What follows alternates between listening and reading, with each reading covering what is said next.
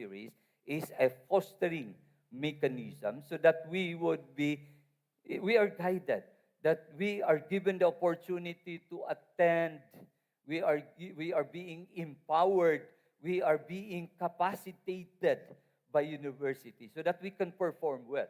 Now, these are the testimonies of our graduates. The university is a fostering institution.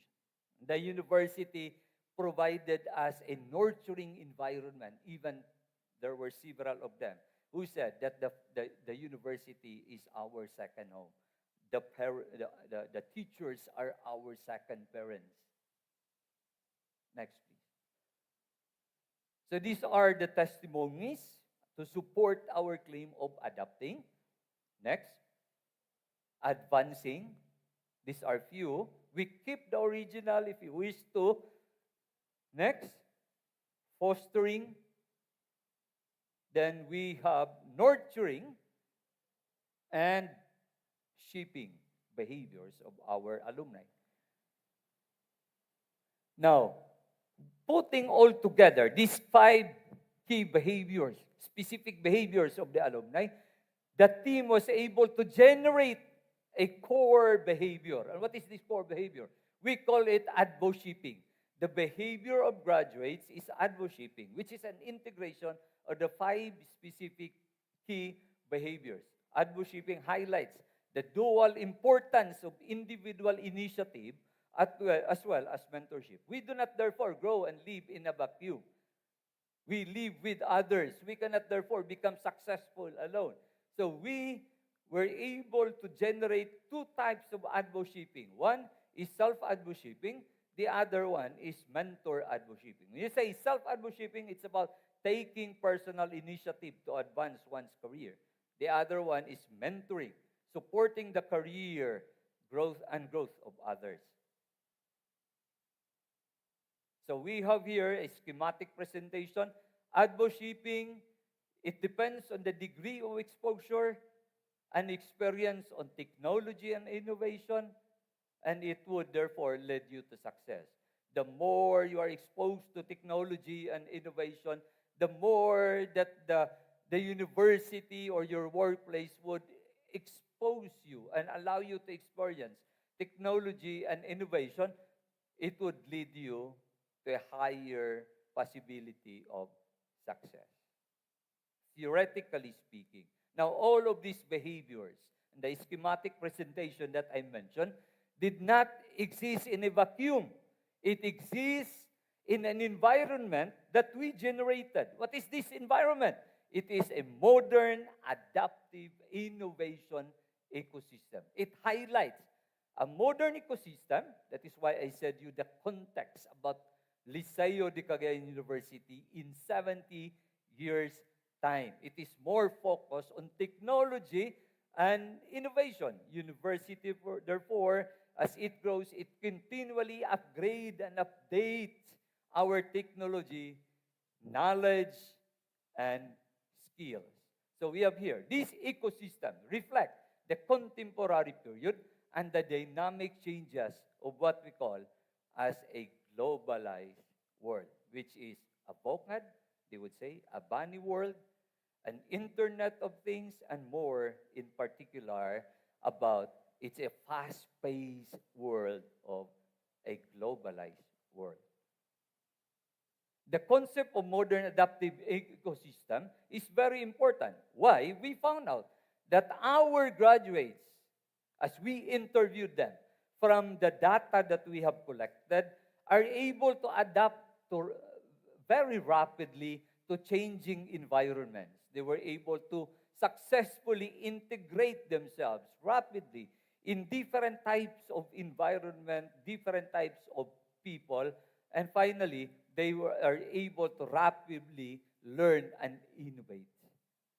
MAIE, therefore, okay, never mind, but we have here, did we create the adaptive innovation ecosystem? No, there are 2 specific literatures that would support and where the AIE originated. We have the Innovation Systems Theory by Lonval and Innovation Ecosystem by Lancete.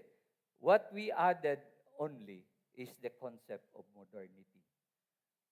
So they therefore exist in a modern, adaptive innovation ecosystem. Next, however, in this type of ecosystem, as they continually advocate and exhibit the 5K behaviors, we discovered the main concern of the graduate. It is not automatically about success, how to become successful, but it is about this one, advocate dilemma. It highlights the tension between self-advocating and mentor advocating. Advocating for personal success versus advocating for others' success. So this dilemma, again, exists in what we call as modern, innovative ecosystem. Next. So in an advocate dilemma, our graduate, they face difficulty balancing the need for personal growth with the responsibility to mentor others. There are testimonies about that. Next, they are presented with the pressure to balance themselves or the interests of others. Can you go back to the previous slide, please? All right. They, they, have, they have difficulty providing adequate mentorship, especially those who have personal challenges themselves. Okay? I cannot take care of others if I have challenges myself in terms of reaching success. Okay? And I cannot also focus on others and helping others because it would stifle my growth. It would therefore prevent me from reaching my personal goals and interests. So it's like a seesaw. The problem with the seesaw is you are always off balance. There is a problem of the question of how much time, energy, and resources should I allow for myself and for others. Next, there is a solution. We discovered, per our analysis of data, that to address the advocate dilemma in the modern adaptive innovation ecosystem, graduates resort to what we call as mutual advocating. What is happening in a mutual advocating? There is innovative collaboration, co-creation, balancing contribution, co-learning, active and conscious contribution. Therefore, they are able to balance time, energy, and resources. Graduates adopting the 5 key behaviors, they exhibit them for the mutual benefit, not only of themselves, but of that of others themselves. Therefore, creating now a balanced seesaw. This is our schematic diagram. Theoretically, next. Everything evolves, exists in a modern adaptive innovation ecosystem. The school is influential, it is crucial in the behavior of the graduates, adapting, advancing, fostering, nurturing, and shaping. The school is instrumental in to what extent and how rapidly they are able to resolve the concern of advocating. How they are able to balance effectively time, resources, and energy. Therefore, attaining a higher chance of becoming successful. What is now the role of the university, as we found out? The university molded the graduates into becoming what? An adaptable person, forward-looking graduates, collaborative graduates, supportive graduates, outcome-oriented graduates, and very important, they are drivers of innovation.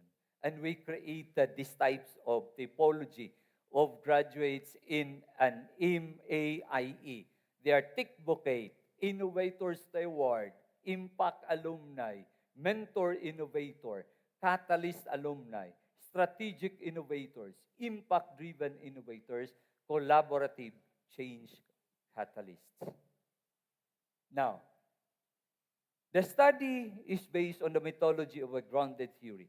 We were able to discover advo-shipping behavior that's original to the team, discovered a dynamic environment, modern adaptive innovation ecosystem that is also original to the team, discovered the main concern of students. It's not really about employment success, finances, mental well-being, and others, but in an MAIE environment, they constantly experiencing advoship dilemma.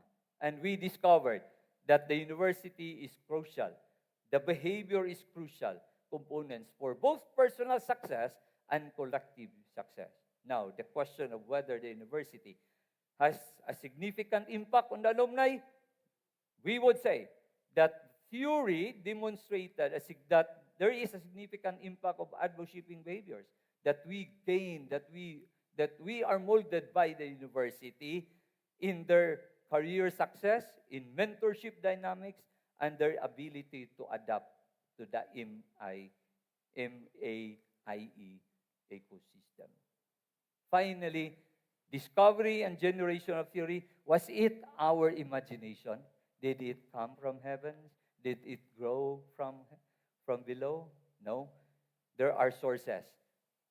The historical context of the university, per our observation, the extant literatures that we consulted, the existing theories that we analyzed, the testimonies of our respondents, their experiences, results of the FGD, and the data that we collected from open-ended questionnaires. Now, questionnaires. The theory of advo-shipping, I would like to ask you now, does it fit? Does it work? Is it relevant? Is it highly modifiable? Fitness, we say, does it fit the situation being studied? Or it's just a product of our imagination? Does it work? Okay? The concepts that we have generated, can we use it to explain why graduates behave this way? Is it relevant to time? Is it relevant to place? Is it highly modifiable? I would say yes, because this is a theory. As new data would come in, the theory will not die. It will only expand. It will only modify itself. So I hope with this impact study, you can now understand and measure whether the university has a significant impact to the alumni and to the community. Judge the theory based on the 4 criteria and not on the criterion of objectivity, because this is a qualitative study, and secondly, based on the grounded theory methodology. Thank you very much and good afternoon.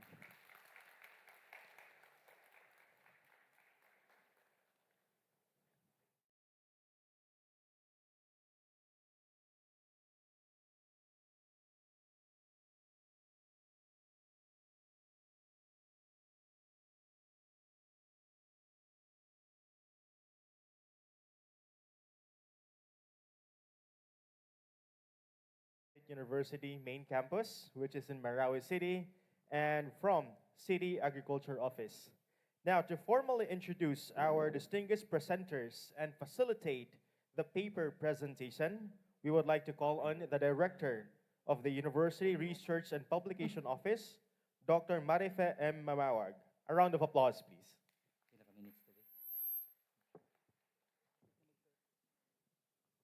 Good afternoon, everyone.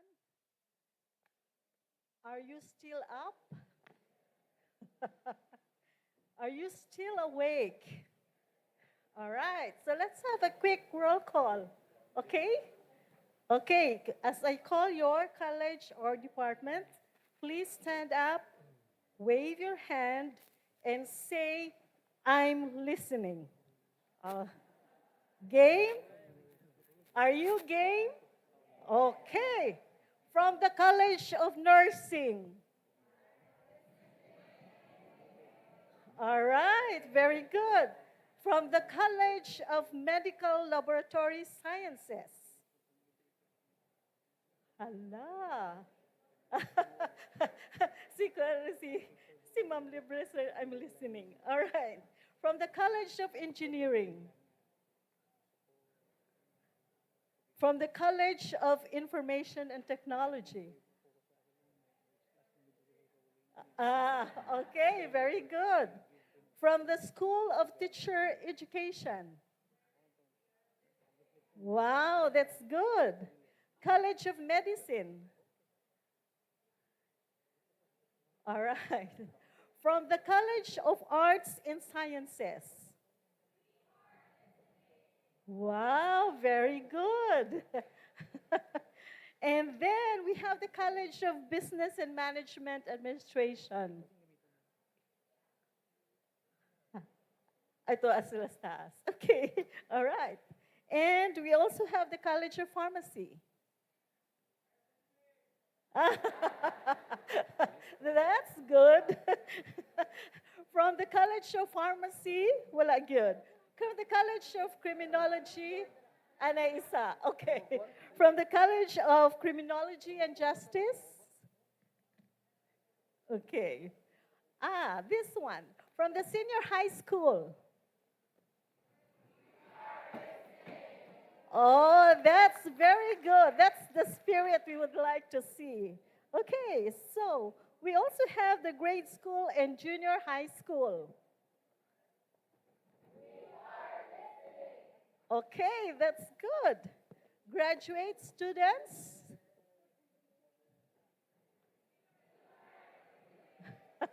Okay, we have a good number of graduate students. Oh, that's very good. Okay, so we have other faculty and we also have staff. Can you stand up and say hi? Ay, wala, nangawala. Okay. And then, do we have someone from the College of Dental, Medical Dentistry? Wala pa. So that's what we call futuristic thinking. We hope we will have some representatives by next year's Rudelsa lecture series. Would you like that? All right, so we are offering the medical dentistry hopefully by next year. Okay, so mata na no? This year. Oh, this year. Okay, so I'm very honored. Actually, kinamata naman mo. I'm very honored to present to you and introduce our paper presenters for this afternoon session. So as I call your name, the paper presenter will please come over the stage as I call your name, all right? Okay, so we have our first presenter, Dr. Glenna C. Calusa, an Associate Professor 5 at the Agribusiness Management Department, College of Agriculture, Mindanao State University, Marawi City, and serves as the coordinator of graduate studies. She earned her doctorate in management, major in human resource management from Liceo de Cagayan University, and holds 2 master's degrees, a Master of Science in Farming Systems, where she was the best thesis awardee, and also a Master of Education, major in Guidance and Counseling. Her research interests focus on agribusiness management, human resource management, and ethical research practices. Ladies and gentlemen, Dr. Glenna C. Calusa.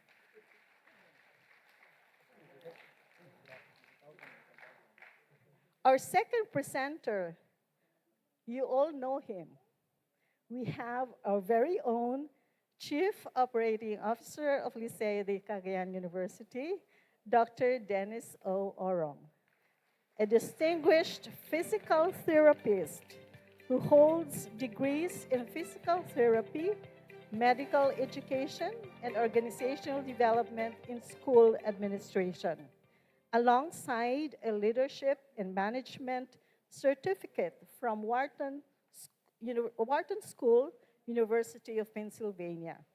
Previously, he served as the Dean of the College of Rehabilitation Sciences and Assistant Vice President for Academic Affairs, a PACUCOA accreditor, and a CHED ARQUAT member for Region 10. Dr. Orong specializes in teaching pedagogies and problem-based learning. His studies focus on health, healthcare education, ergonomics, and functional performance of stroke patients. Recognized for his excellence, Liceo's most outstanding faculty in 2020 and a nominee for Outstanding Physical Therapy Professional in 2019. Our third presenter is Ms. May Angeli Salvacion Pontillas, an environmental science professional specializing in coastal resource management and sustainability. She earned her degree in environmental science and technology from the University of Science and Technology of Southern Philippines and began her career as a project development assistant under the Coastal Restoration and Rehabilitation Program in Cagayan de Oro City. For the past 5 years, she has been an aquaculturist at the City Agriculturist Office, overseeing fisheries programs and environmental concerns. She completed a master's in management, specializing in environmental planning and management from Liceo de Cagayan University. Okay, last but not least, we have Dr. Melody R. Dano, the grade school principal of Liceo de Cagayan University. She holds a doctorate in education in leadership and management from the same institution. Passionate about teaching mathematics and enhancing learning, she has trained students for local, national, and international mathematics competitions. In addition to her leadership role, she is a part-time faculty member in the School of Teacher Education, where she mentors future educators. Dr. Dano has spearheaded numerous programs aimed at improving teacher performance and student learning outcomes. We are also very much privileged to have with us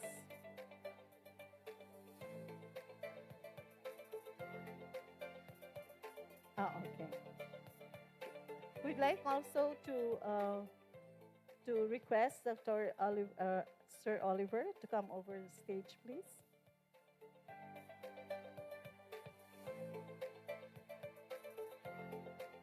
Here, sir.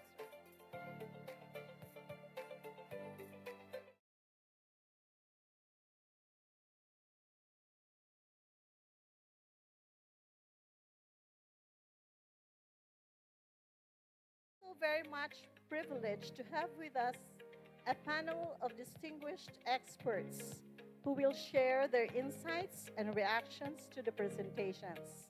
Our reactors bring extensive experience and knowledge in their respective fields, and their perspectives will further enhance our discussion today.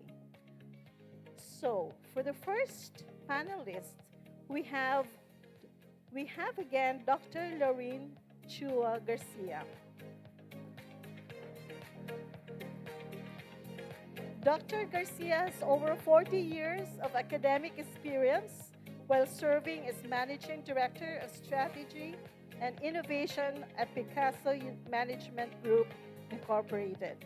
She collaborates with the Commission on Higher Education on internationalization initiatives, including authoring the Philippines Internationalization Guide. She sits on the board of GE4 and is the president of UMAP Philippines, holding a PhD in counseling psychology from De La Salle University and postgraduate studies in international HR management from Exeter University, UK. She advises global organizations in business and education. Recently, she spoke at Campus Live Southeast Asia 2024 and judged the 2024 QS Reimagined Education Awards. Our second panelist is Dr. Judith C. Chavez. She is a seasoned educator, researcher, and academic leader with expertise in educational administration and quality assurance. As Vice President for Academic Affairs of Lourdes College and Director of its graduate school, she plays a vital role in shaping academic excellence. She also serves as ISO Educational Management Representative and Vice President for Mindanao in the Philippine Association for Graduate Education, or PAGE. Dr. Chavez research focuses on effective teaching, learning practices, and transformative education. Her contributions extend beyond national borders through publications and conference presentations. A dedicated mentor and advocate for educational advancement, she bridges theory and practice, fostering innovation in education and management. Our third panelist is Dr. Ramir Philip Jones Sonsona.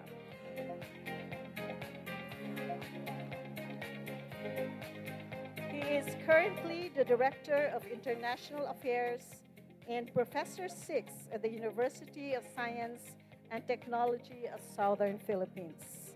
He earned his Doctor of Arts in Literature and Communication from Cebu Normal University. He has been teaching communication, journalism, humanities, and English both at the undergrad and graduate levels.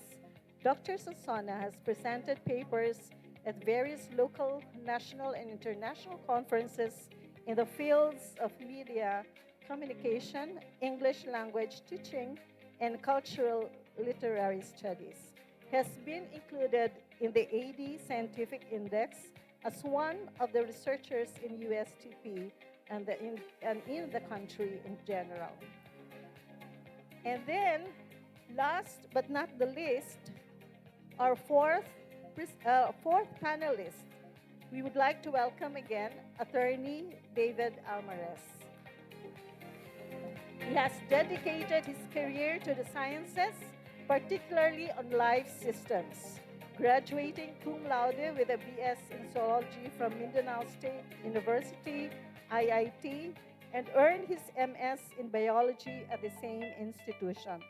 He began teaching at Bukidnon State University and later at Don Carlos Polytechnic College before pursuing a law degree. While studying law, he continued teaching life sciences at Liceo de Cagayan University, where he now serves as the Vice President for Administration and Legal Affairs, as well as a Gender and Development Officer.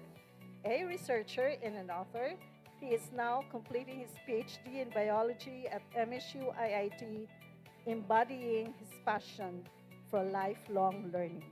So, ladies and gentlemen, let's welcome again our esteemed presenters and let's give them a warm round of applause.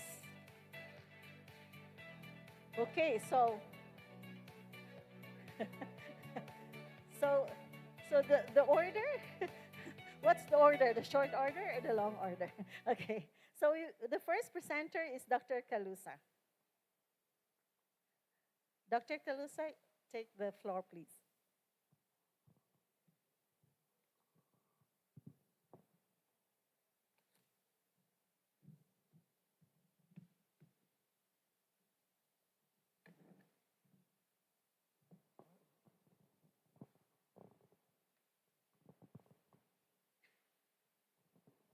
So good afternoon. So energy check lang po tayo kung gising.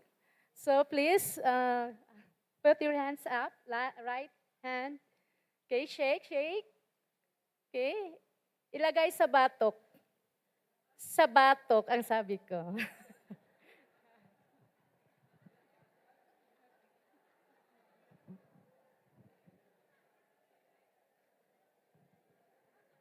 Okay, a pleasant afternoon, everyone. I would like to start by extending my warmest greetings to our distinguished panel of reactors, respected chairperson, deans of faculty, staff, and my fellow presenters. It is an honor to be presenting my paper today on enhancing food security, innovation, health and wellness, and adapting to climate change. Okay, so I would like also to commend Dr. Ninita I. Prado, my supportive dissertation advisor, and also to my SBMA family. So before I begin, I would like to express my gratitude to the organizer of the 17th Arodelsa Lecture series for providing me this opportunity to share my research with all of you. Thank you.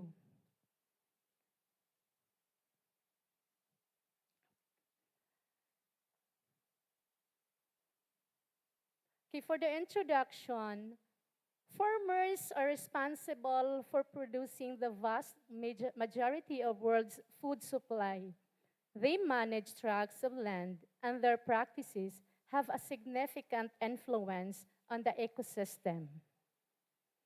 So farming is a major contributor to the Philippine economy, both in terms of employment and output. Running a farm is running a business, and a careful planning is the key to success. The National Economics and Development Authority, the NEDA, and the Department of Finance identified that agriculture and food have a big impact in rebooting the Philippine economy. So Northern Mindanao, okay, also known as Region 10, is one of the most economically vibrant regions in the Philippines. The agriculture sector plays a significant role in the region's economy. However, the region is facing challenges like climate change. The region is vulnerable to climate-related disasters such as typhoons and droughts, which can impact agricultural activity. Climate change significantly threatens human security, leading to food shortages and displacement. So agriculture and climate change are intrinsically linked, forming a complex relationship where each significantly impact the others. Extreme weather events and the proliferation of climate-related pests and disease substantially impact people's health and well-being.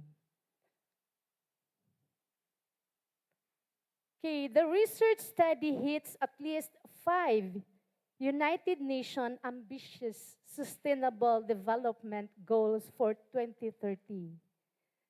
These are the goal number 2, the zero hunger. Goal number 3, good health and well-being. Goal number 6, clean water and sanitation.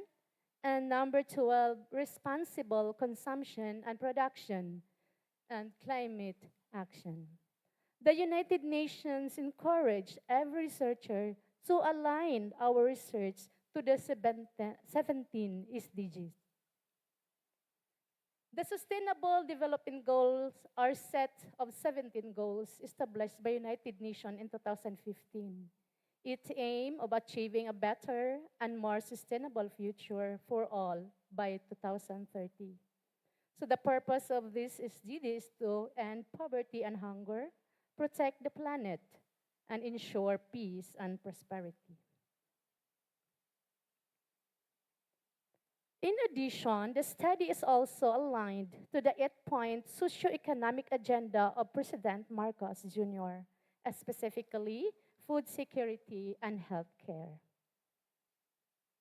So moving on to the research methodology, the research setting was conducted in the 5 provinces of Northern Mindanao.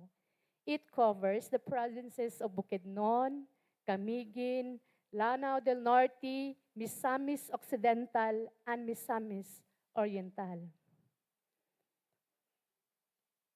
The research was conducted over a period of 8 months from January to August of 2024.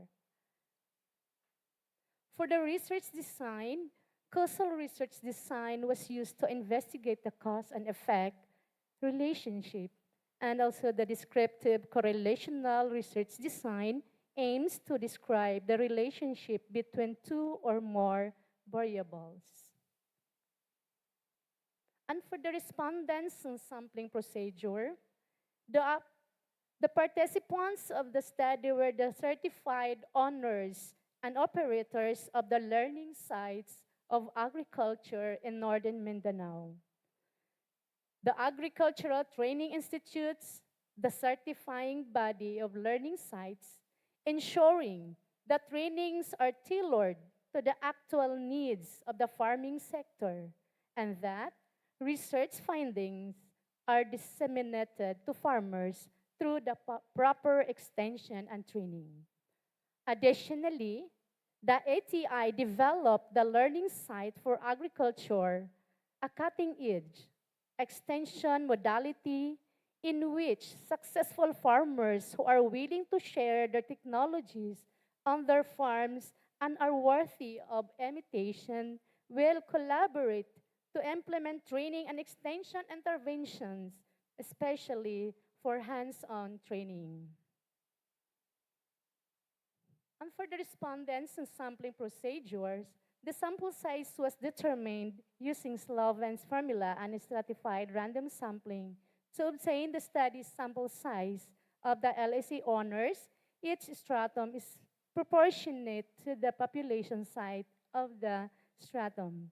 So we have here the number of LSA each province has and their sample size.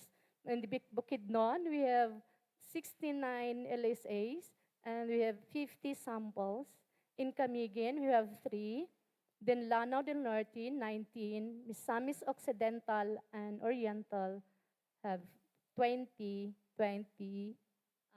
respondents. A total of 112 respondents.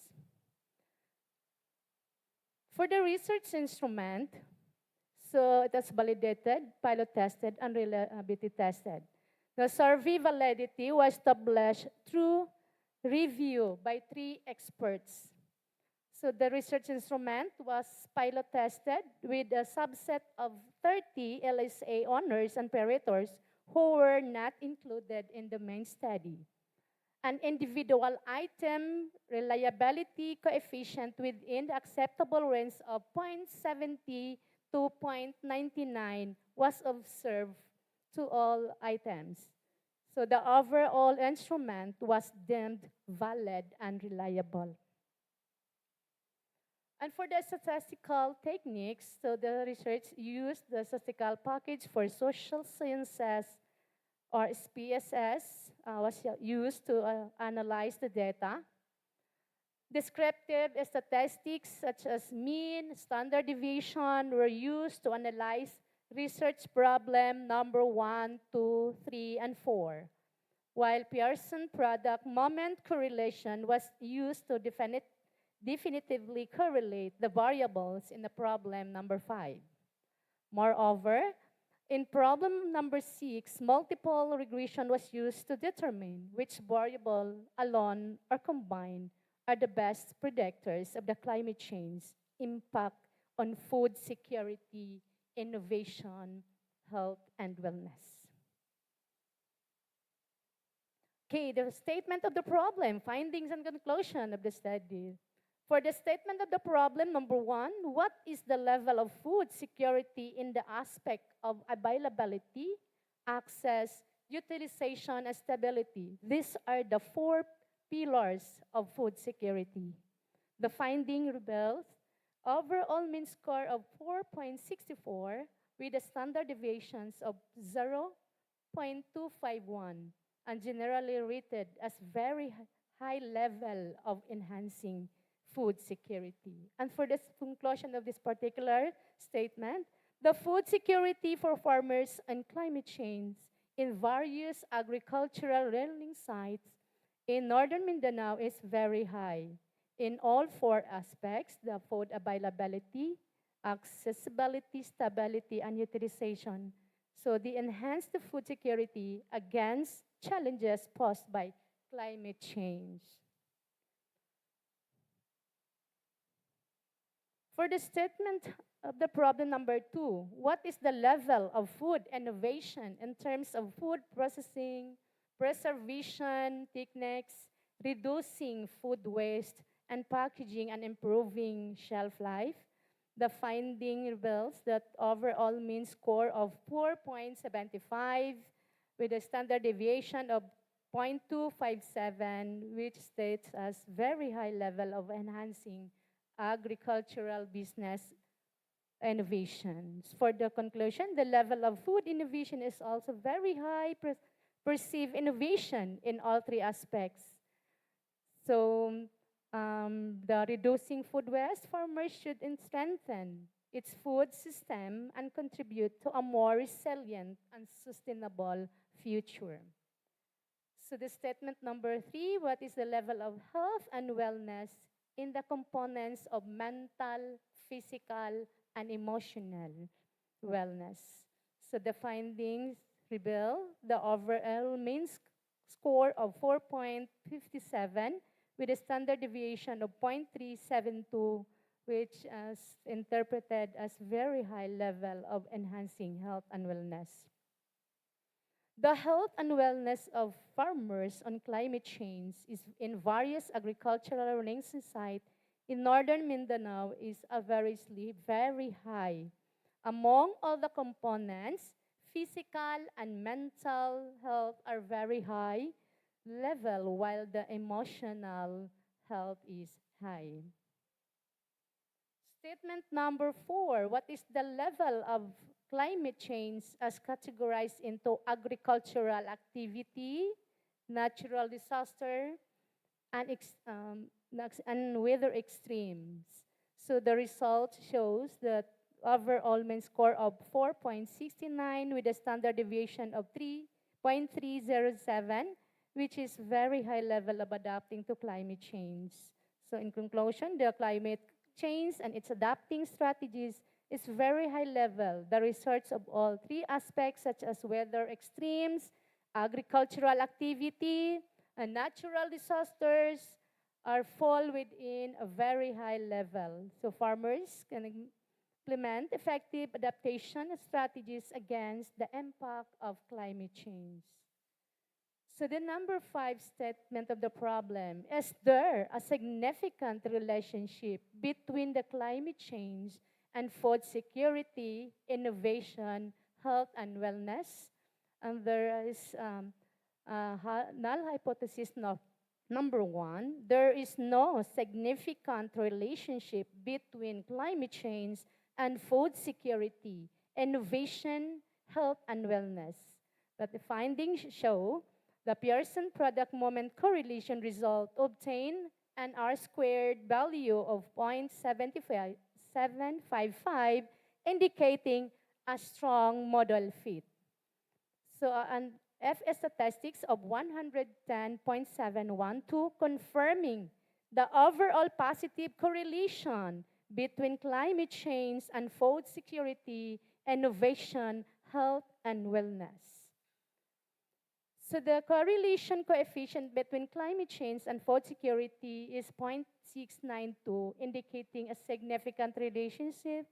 The same with the climate change.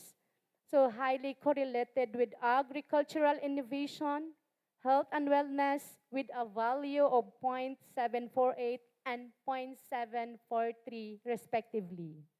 So the conclusion, the null hypothesis is rejected. Thus, there is a significant relationship between climate change and food security, agri-food innovation, and health and wellness. So, the problem number 6, what variable best predict the climate change? So we have this null hypothesis number 2, there is no variable singly or in combination predicts climate change. So the findings reveal that there are variables that predict climate change, like the food availability in food security has a standard beta coefficient of 0.478 and is highly significant with a p-value of 0.00 in the zero point zero 0.05 level of significance.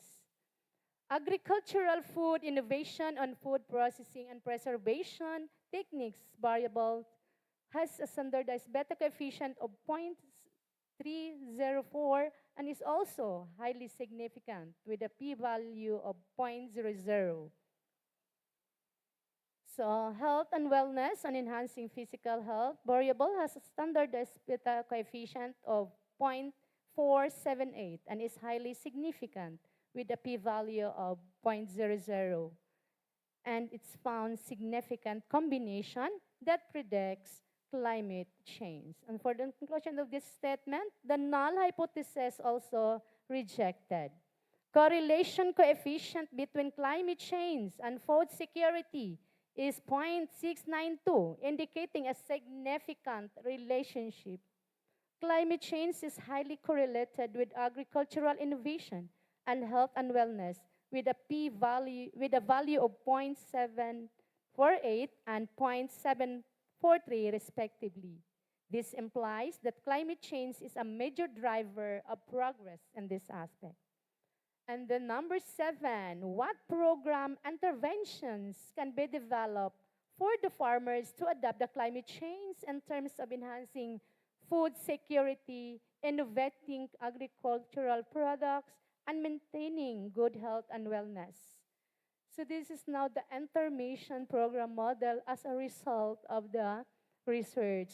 So we have this research output, innovation, both products and services, then business model, marketing strategies, then the revenue for the farmers.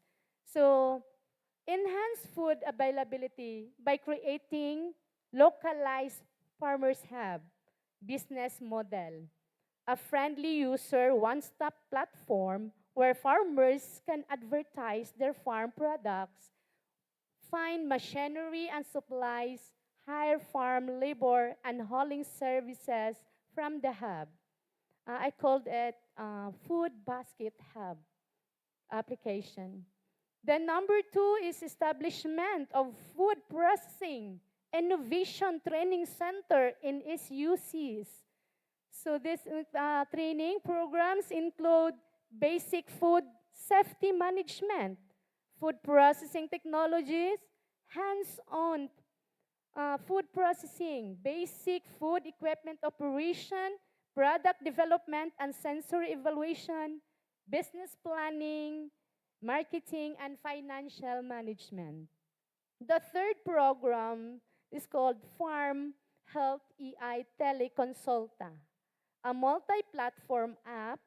This is a software to help smallholder farmers access free medical consultation through an EI-driven platform application. Also, first aid during natural disaster and weather extremes disturbances and other vital features related to health practice. So this is the roadmap of my proposed program intervention. So we have these strategies, the objectives, the time frame, also the budgetary requirements, so the personnel, the people involved in the implementation of the program, and then the output performance indicators.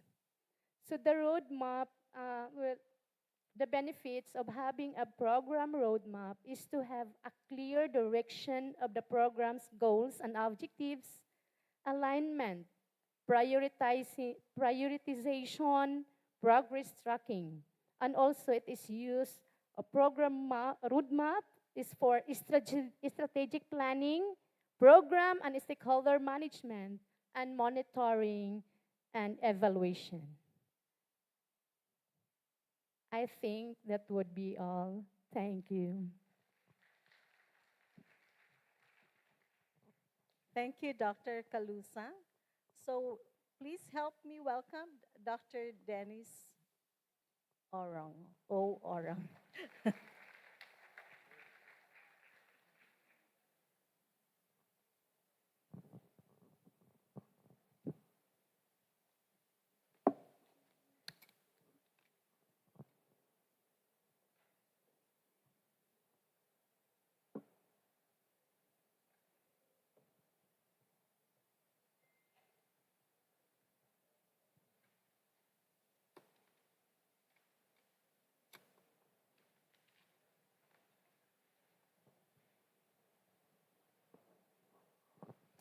Good afternoon, everyone.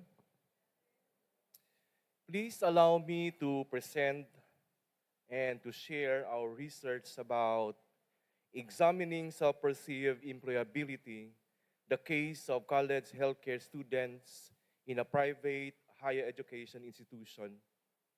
And this study was actually presented during the 2024 Southeast Asian Association for Institutional Research Conference held in Da Nang, Vietnam. Together with me in this research are Dr. Amelda Silibres, the Dean of the College of Medical Laboratory Science, and also with me, the Dean of the College of Rehabilitation Sciences, Mr. Junicio A. Pongo Jr., and our mentor, Dr. Florcilia Sinches. We are actually interested in conducting this study because we are fully aware that one of the ultimate measures of determining the effectiveness and impact of higher educational institution is the employability of its graduates. And the result of this study will serve as our guide in fine-tuning our curriculum, our instruction, and student support. And in fact, this study helped us a lot in designing the whole program spectrum of enhancing student experiences from enrollment to employment. Over the past decade, global disruptions have significantly impacted various sectors. The World Economic Forum highlights that employers are increasingly aware of the effects of geopolitical divides and the COVID-19 pandemic on the labor market. These disruptions have driven technological advancements, shifts in organizational structures, and the rise of remote and hybrid work. For young people and undergraduates, these changes have added complexity to navigating an increasingly challenging job market. In this unpredictable environment, self-perceived employability has become essential. When students perceive themselves as employable, they feel empowered to take control of their careers, adapt to job changes, and build resilience. Higher self-perceived employability is linked to greater confidence, academic engagement, and academic performance. Assessing self-perceived employability provides key insights for higher education institutions. Universities play a vital role in equipping students with practical 21st century skills to help them secure long-term employment and adapt to a changing job market.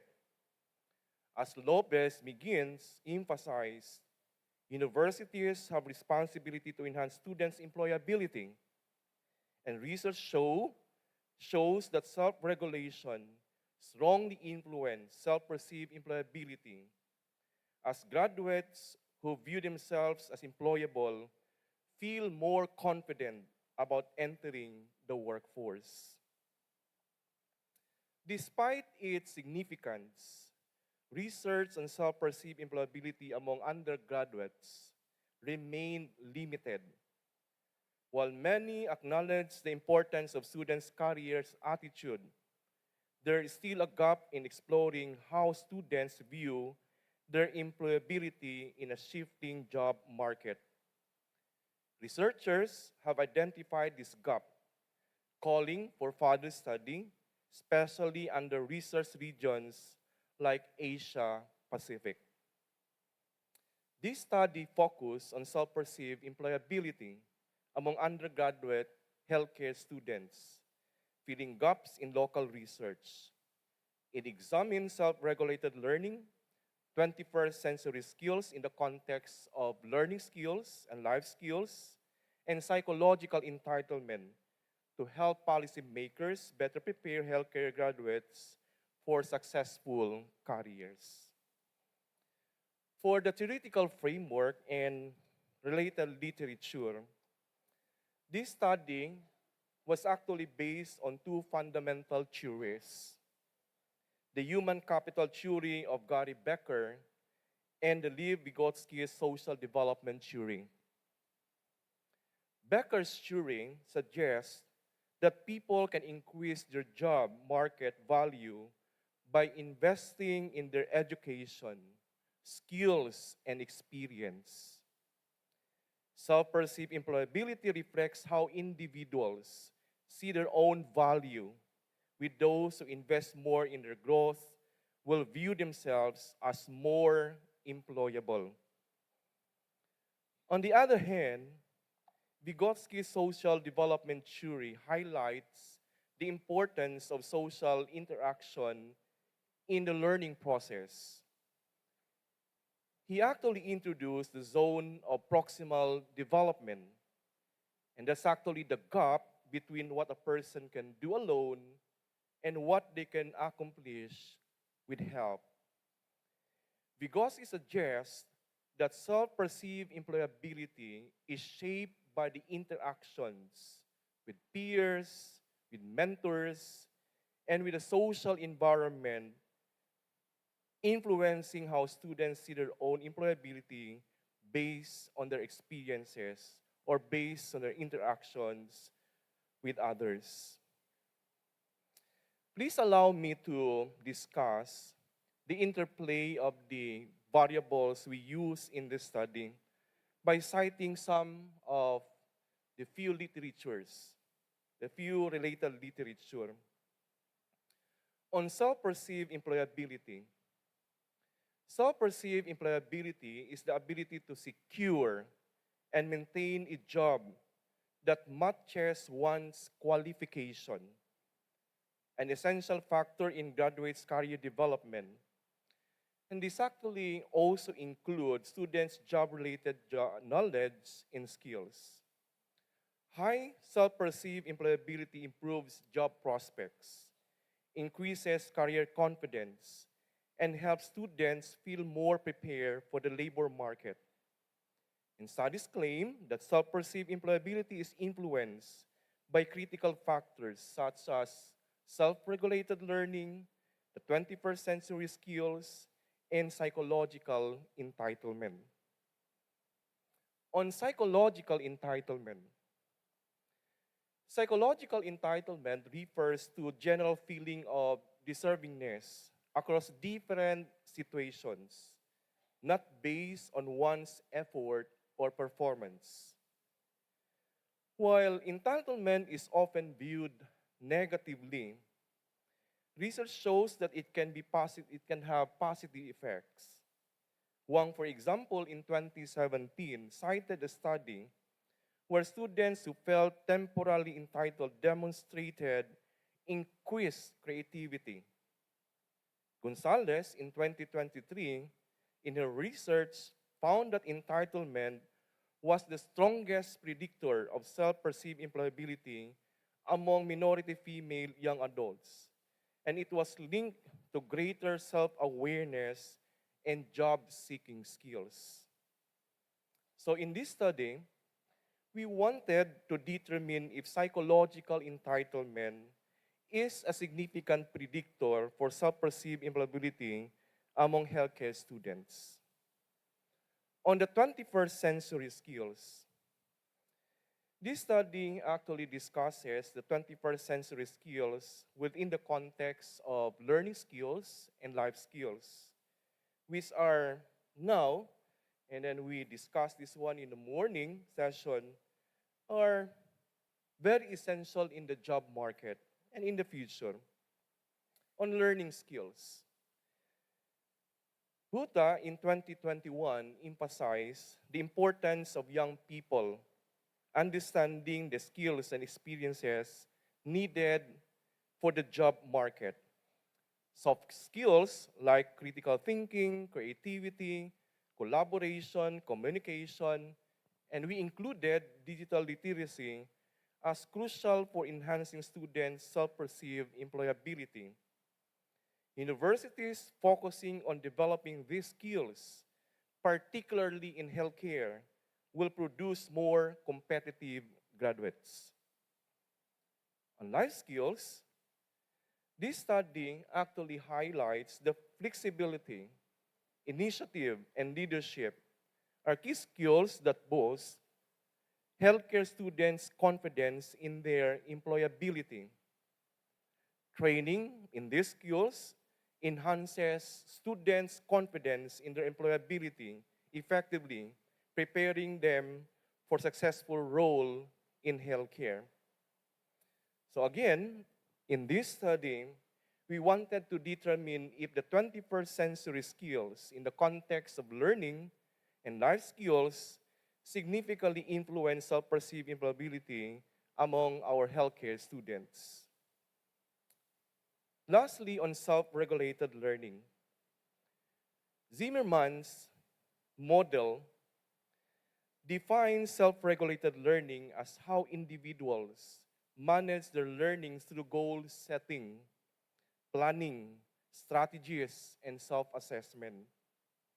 Research indicates that self-regulated learning at the university level enhances students' job prospects by helping them achieve their learning goals.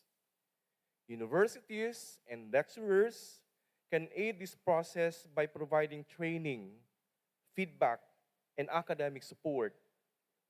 Both career maturity and self-regulated learning are essential for preparing students for the workforce. And in personal goal setting along with career planning, these are actually also associated with higher self-perceived employability. So in this study, we would like to know if self-regulated learning is a significant predictor for self-perceived employability among the healthcare students. Given these assumptions, this study aimed to establish predictors of self-perceived employability with the following hypotheses. 1. Psychological entitlement influence self-perceived employability. 2. 21st century skills influence self-perceived employability. And then third, student self-regulated learning affects self-perceived employability. So in this study, we assume that psychological entitlement, the 21st century skills, learning and the life skills, and self-regulated learning have positive influence on self-employability skills or self-employability of our healthcare students. For the methodology, this study used a descriptive correlational research design and was conducted in a private university. I will name it, it's Liceo de Cagayan University. A total of 909 third and fourth year healthcare students from the College of Pharmacy, the College of Rehabilitation Sciences. We actually got respondents, OT students, and then the PT students. Radiologic technology, nursing, medical laboratory science, which were actually selected through stratified sampling. Data was collected through a 4-point Likert scale survey to assess students' self-perceived employability and related factors.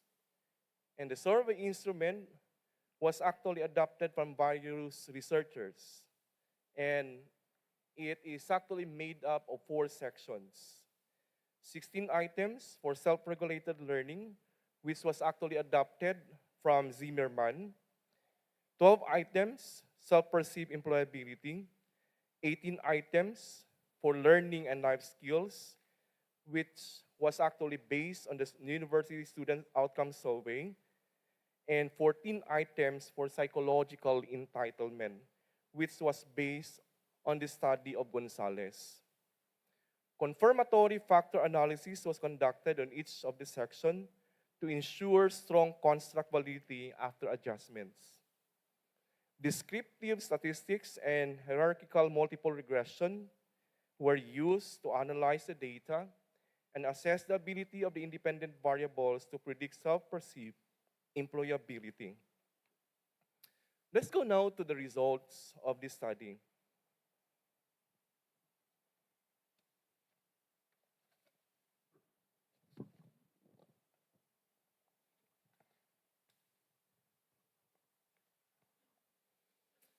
Number. In any way, I'm going to summarize that one. The reliability of its scale was confirmed using the Cronbach alpha with a score between 0.7 and 0.9. And this actually indicate that there is a strong internal consistency in the instrument. For construct validity, confirmatory factor analysis was conducted, and Kaiser-Meyer-Olkin values showed sufficient sampling adequacy. So meaning to say that the 909 students we asked is enough. The Bartlett's test of sphericity was also significant, confirming that the data was suitable for factor analysis. And the study found that the scales used to measure different concepts were valid. And so we proceed to the regression analysis. As shown in table 2, number again. Sorry. This study used the hierarchical multiple regression analysis to explore how self-regulated learning skills and life skills predict self-perceived employability, while we also account for psychological entitlement.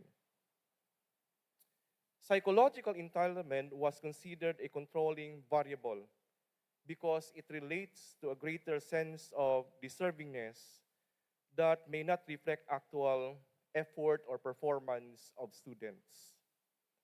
Let me dissect this one. Medyo, go back to the previous slide. Medyo, kanang, in any way, I'm going to simplify this one, okay? Okay, next. Now, in Model 1, psychological entitlement accounts for 9.5% of the variation in self-perceived employability. This finding is statistically significant, indicating that there is a strong relationship between psychological entitlement and self-perceived employability. As we are going to proceed, in Model 2, learning skills and life skills, which are considered important 21st century skills, were added to the regression analysis.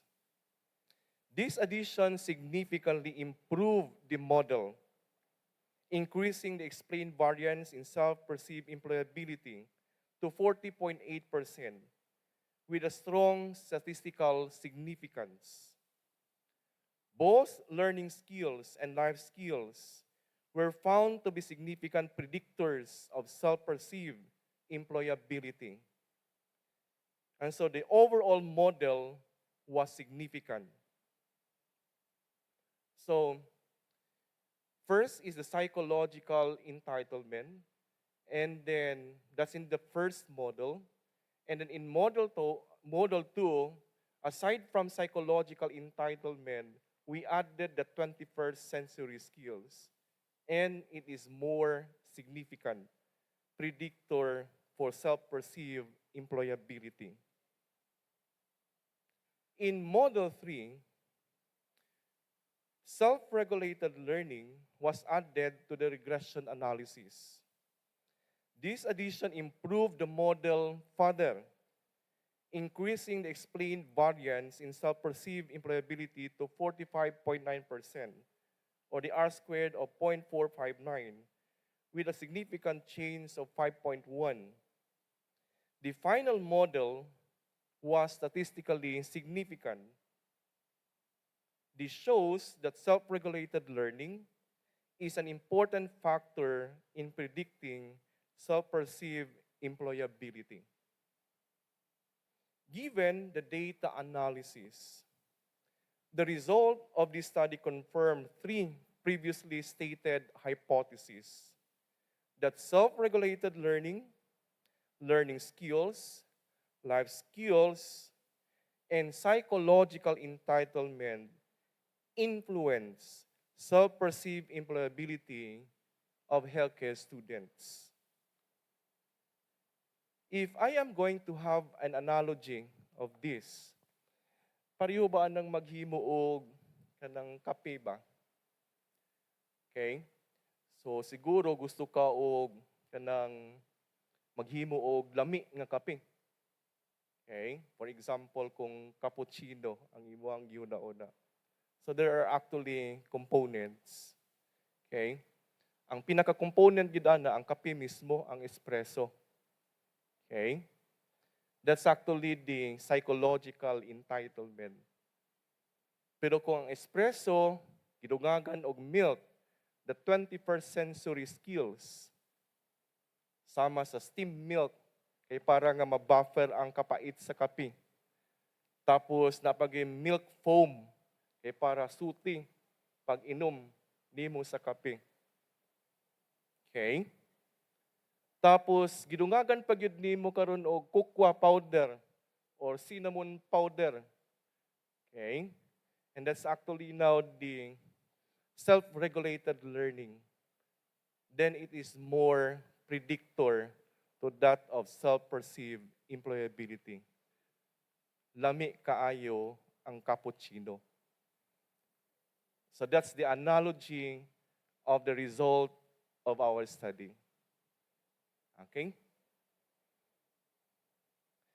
Now, going back to the numbers, okay?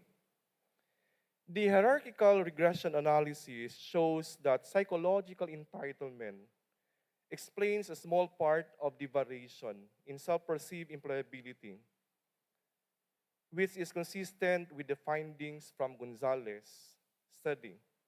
However, adding the 21st century skills like learning and life skills greatly improved the model's ability to predict self-perceived employability.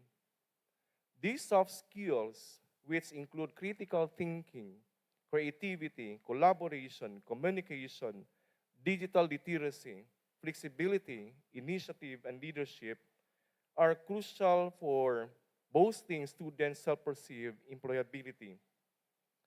And it has been shown also that self-regulated learning and 21st century skills are important predictors of self-perceived employability. Specifically, self-regulated learning and learning skills are strong indicators. Among all of them are actually predictors. But among the variables, the one really are the strongest are self-regulated learning and the learning skills, even when considering psychological entitlement and life skills.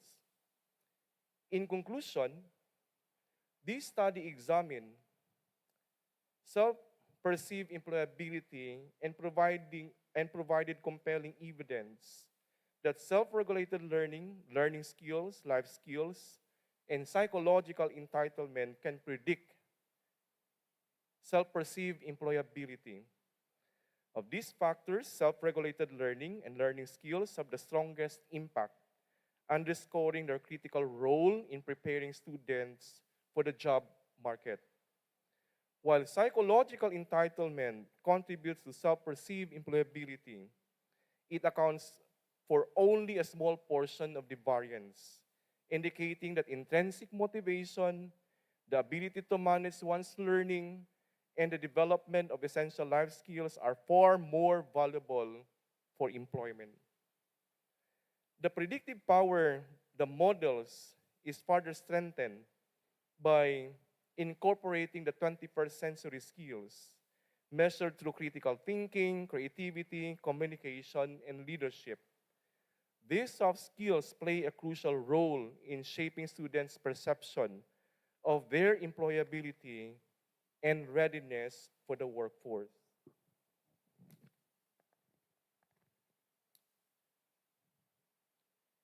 Lastly, for educational institutions, we should have to developing the competencies like self-regulated learning and life skills to better prepare our students for future careers. The study emphasizes the importance of well-rounded educational approach that focuses on both academic success and essential skills that shape students' perception of their employability. Targeted interventions such as constructive teacher feedback, peer collaboration, engaging performance tasks, and meaningful internship experiences can enhance students' self-perceived employability and improve their chances of finding successful employment.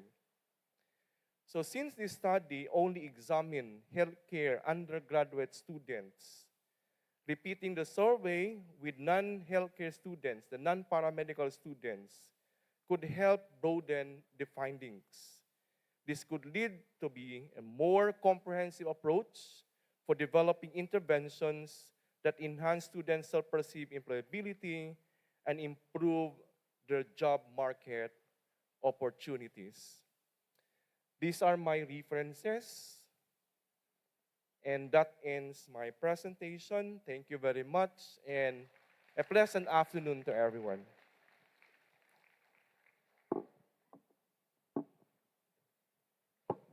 Thank you, Sir Dennis. So, bawal ang black coffee, Sir Dennis, no? Butangan og milk para cappuccino. Ah, apil pod kalamunggay daw. So, all right. So our next presenter is Miss May Angeli Salvacion. Please help me welcome Miss Salvacion.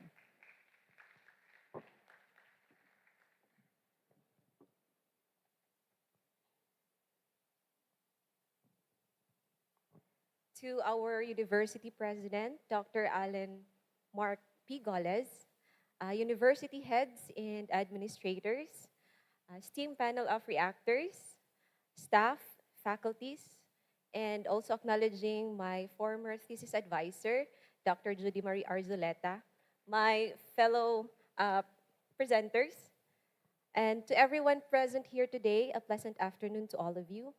Let me present to you my research study entitled Water Quality Characteristics of Marine Habitat in Cagayan de Oro City, Basis for Sustainable Intervention.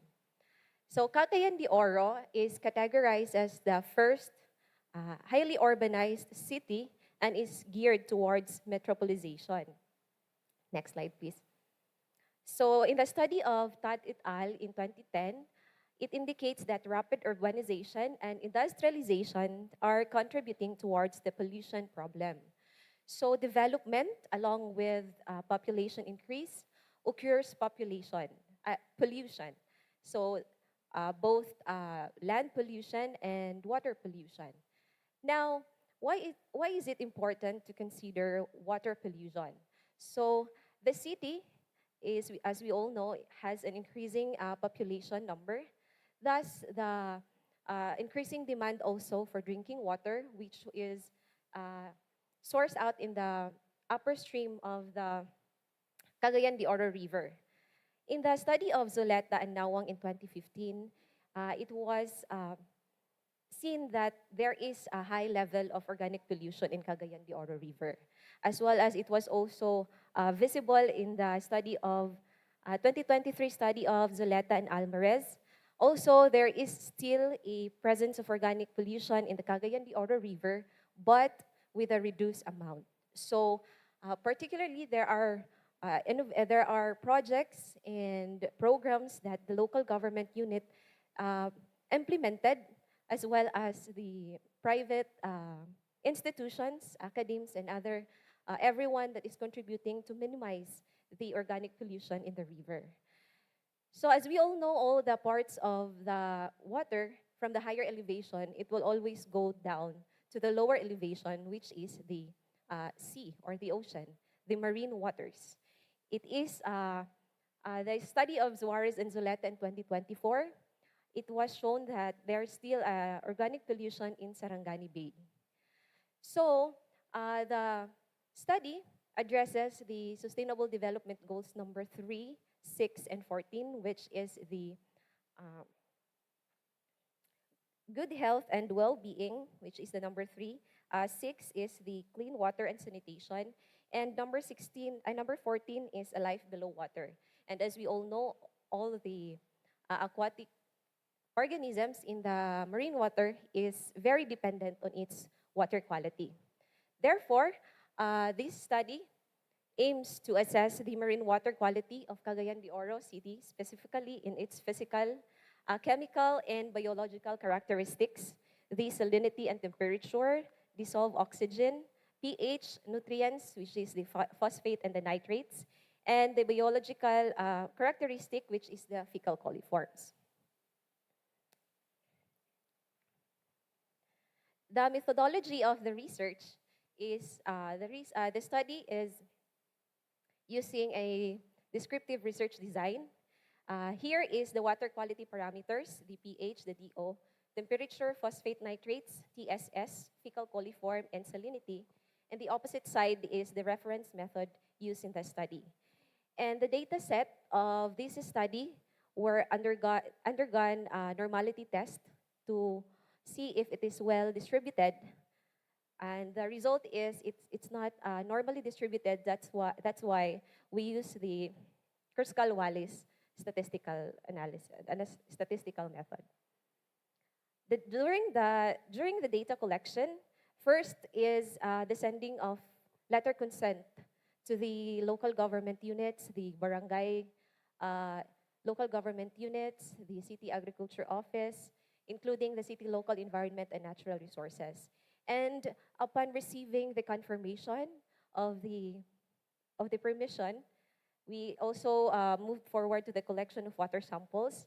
During this collection, it is a joint effort with the Office of the City Local Environment and Natural Resources, the Office of the City Agriculture, and the local fisher folk, in which all the procedure undergone into the standard protocol, and then the analysis of water samples was conducted in the City Water Quality Laboratory in City Hall. The results for the first objective, which is to assess the current water quality characteristics of marine waters in terms of physical parameters. Next slide, please. This shows that the salinity is within the compliant of the water quality guidelines standard for Class SB based on the standard for Dow 2016 and -08 and Dow 2021-19. Temperature, on the other hand, did not comply or not compliant to the standard given by the DENR. This might be affected due to the changing weather pattern and may contribute to the climate change. Next objective is to assess the current water quality characteristics of marine waters in terms of chemical parameters. All of the chemical composition of marine waters, these parameters, the pH, DO, the phosphate, and the nitrates, are within the compliant of the national standards. Thus, it is Also, in concurrence to the study of Zuarez and Zoleta 2024 in the Sarangani Bay, as well as the study of Lago in 2013 in barangays Bayabas and Bunbon. Next is the objective is to assess the current water quality characteristics of marine waters in terms of biological parameters. So in these biological parameters, we all observe it exceeds the national quality standards for the class SB, which is non-compliant.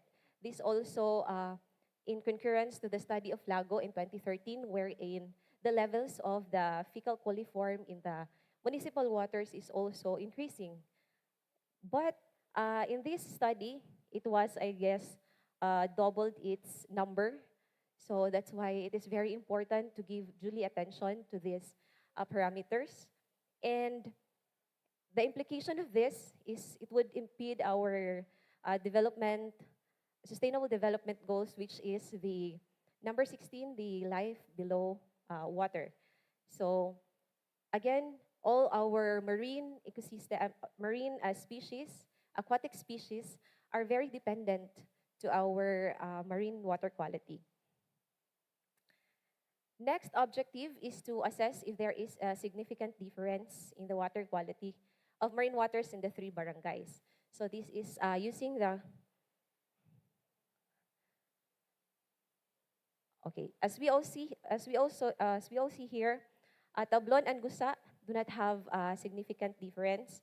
More or less, their water quality is in the same. Unlike the Tablon and Bayabas and Gusa and Bayabas, it has a significant difference in their water quality. The next objective is to assess the water quality of marine waters in three barangays. So it will answer the conclusion that the marine waters of Cagayan de Oro meet most of the criteria of Class SB water quality, which is suitable for recreational activities like swimming, boating, spawning of fish species, but the presence of fecal coliform bacteria is a significant concern of potential contamination from sewage or animal waste, posing health risks to human exposed to the water. And with this, it is recommended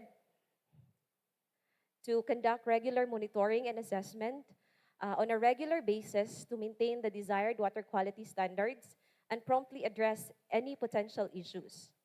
And next is to have proactive measures such as pollution control, sustainable practices, and public awareness campaigns. It plays a crucial role in preserving the marine environment and ensuring a long-term viability of recreational activities in the area. And as part of its pollution control, the LGU may intensify the implementation programs related to solid waste management, as these could reduce the conveyance of disposal of solid waste into the water body. Next is the LGU may create more ordinances that may control the unsustainable practices at the barangay level, and also the establishment of city sewerage system to improve the level amount of fecal coliform in the marine waters.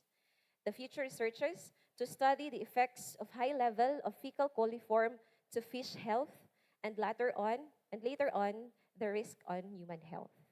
That would be all. Thank you and good afternoon, everyone. Thank you, Ms. Salvacion. It was very interesting to see, you can imagine how the yellow submarine, okay.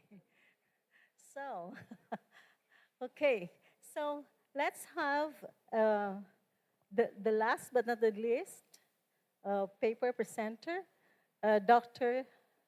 Melody Dano.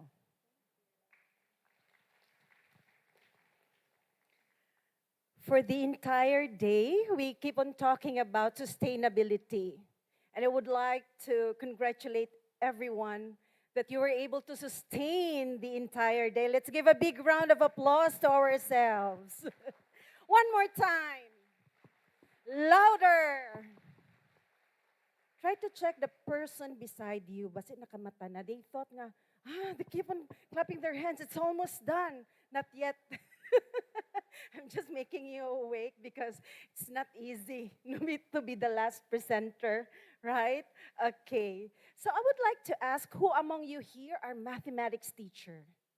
Teachers, ayan, wave your hand. Wow, oh, only one? Sige. Those who are not waving their hands, I will ask you some mathematical problem. Just kidding. Okay, I would like to ask our mathematics teacher, what makes you an effective teacher? Is it the mastery of the content? The strong classroom management? Or the ability that you engage your students to problem solving? So this afternoon, we're going to uncover the different factors, the key factors that shape our mathematical or mathematics teacher performance and its impact to student learning. Good afternoon, everyone, to our panel of reactors, my fellow Quadcom, because we're wearing the Filipiniana. Just kidding, my fellow researchers, presenters, Liceans, good afternoon.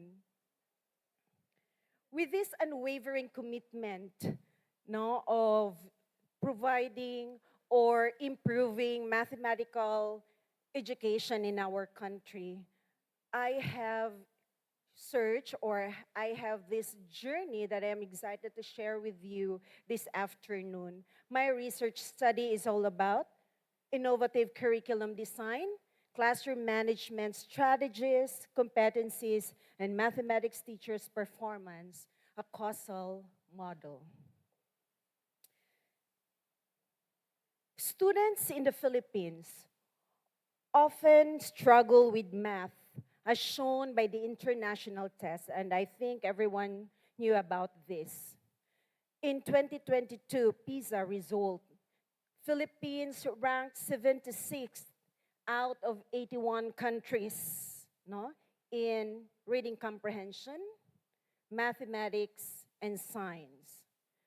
The trends for international mathematics and science study, Philippines ranked last out of 58 countries. The Department of Education innovated curriculum design in K-12 to address this concern. These designs include the use of contextualized and localized teaching materials and integrated technology. The primary or the vision of this K-12 basic education program is to develop a well-rounded student with 21st century skills.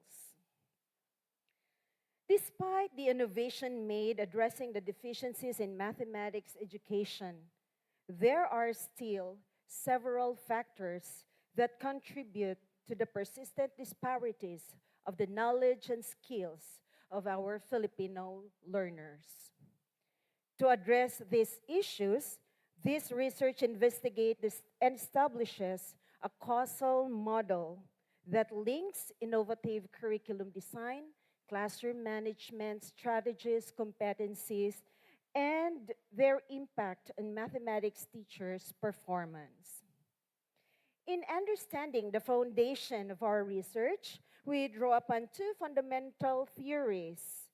Albert Bandura's social learning theory, which give emphasis on the power of modeling and reinforcement, and the constructivist theory of Jean Piaget emphasizes active student participation and constructing knowledge.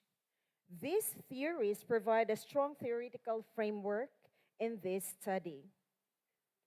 Now, the figure you can see here is the relationship of our independent variable and our dependent variable. Our independent variable are the following: the innovative curriculum designs with their subvariables, classroom management and its subvariables, and teacher competencies and its subvariables. In and the relationship or impact to our dependent variable, which is the teacher or elementary mathematics teacher's performance. Our main objectives for this study is to assess the level of innovation in curriculum design, evaluate classroom management and strategies, measure teacher competencies, determine the overall performance of elementary mathematics teachers, examine the relationship between teacher performance and the factors such as curriculum design, classroom management, and competencies. Identify the most influential factors affecting teacher performance and propose a causal model explaining how these factors interact to impact teaching effectiveness. This study is significant to the following: Department of Education, school heads, teachers, and fellow and researchers. Further details on how each of these parties will benefit will be outlined later in our recommendations. And for our research setting, this study was conducted in the division of Cagayan de Oro City, comprising 56 9 districts and 56 public elementary school. This study employs a combination of research or descriptive correlational and causal comparative research with structural equation modeling and path analysis. The participants of this sampling and the sampling procedure, now this study involved 337 sample size or 337 elementary school teachers from the different 9 districts all over Cagayan de Oro City. And to ensure the representativeness, we use a proportionate stratified sampling method to determine the sample size using Rosoft sample size calculator with 5% margin of error, 95% confidence level, and 50% response distribution. And for our validity and reliability, my instrument was validated by 3 experts of this university, and for the reliability was assessed using Cronbach's Cronbach alpha test. And now for the matrix of my study. For problem number 1, what is the level of innovative curriculum design in terms of real-world application, problem solving, technology integration, inquiry-based learning, and project-based learning? The elementary math teachers have a very high level of innovative curriculum design for real-world application and problem solving, high level for technology integration, inquiry-based learning, project-based learning, and collaboration, as well as in the overall innovative curriculum design. This finding reinforces the study of Smith and Johnson's in 2018 that incorporating interactive activities, real-world applications, and technology into the curriculum positively impacts student motivation to learn math. The innovative design of these elements creates a more engaging learning environment, leading to increased participation, heightened curiosity, and stronger grasp of mathematical concept. For problem number 2, the elementary math teachers have a very high level of implementation for learning environment, learning engagement, instructions, as well as the overall classroom management strategies. This finding supports Marzano's in 2017 that implementing clear and consistent classroom rules and procedures can also improve student behavior and academic achievement. For problem number 3, elementary math teachers have high level of competencies for knowledge, and pedagogy, and have a very high level of competencies for differentiated instruction, assessment, and feedback, professional development, as well as the overall teacher competencies. This finding supports Karnyawan and Rusidin's study in 2019 that teacher competencies positively correlate with mathematics learning outcomes in elementary schools. Their study demonstrated that teachers with higher competencies in instructional planning, delivery, and assessment, and creating a positive learning environment were associated with improved mathematics performance among students. Problem number 4, the elementary math teachers have a very high in the 6 components of PPST. When we say PPST, this is the Philippine Professional Standards for Teachers, namely knowledge and pedagogy, diversity of learners, curriculum planning, assessing and reporting, professional engagement, personal growth, and professional as well as the overall rating of the PPST. The outstanding level of performance observed among elementary school mathematics teachers aligned with the essential components of effective mathematics instruction as outlined by research and educational organization. According to the National Council of Teachers of Mathematics in 2014, effective mathematics instruction is crucial in promoting student learning and achieving in this subject, an achievement in this subject. For problem number 5, there is a significant relationship between the elementary school mathematics teachers' performance and their level of innovative curriculum design, classroom management strategies, and teacher competencies. These findings indicate a strong positive relationship between classroom management strategies and teacher competencies with teacher performance. This highlights the importance of effective management, classroom management, and ongoing professional development, enhancing teachers' performance. This is in according to the Friend and Bursack study in 2002. Problem 6, the most significant predictor or influencer in elementary mathematics performance is the professional development, followed by teachers' competencies and project-based learning and collaboration. Teacher competencies also play an essential role in influencing mathematics learning outcomes as evidenced by Karnyawan and Rusidin in 2019.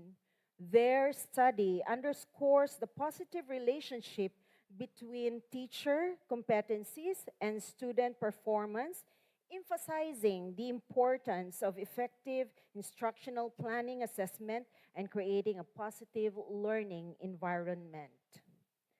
Problem number 7, Causal Model 3 concludes that elementary math teachers' performance is significantly or positively influenced by elementary math teachers' classroom management strategies, project-based learning and collaboration, and professional development.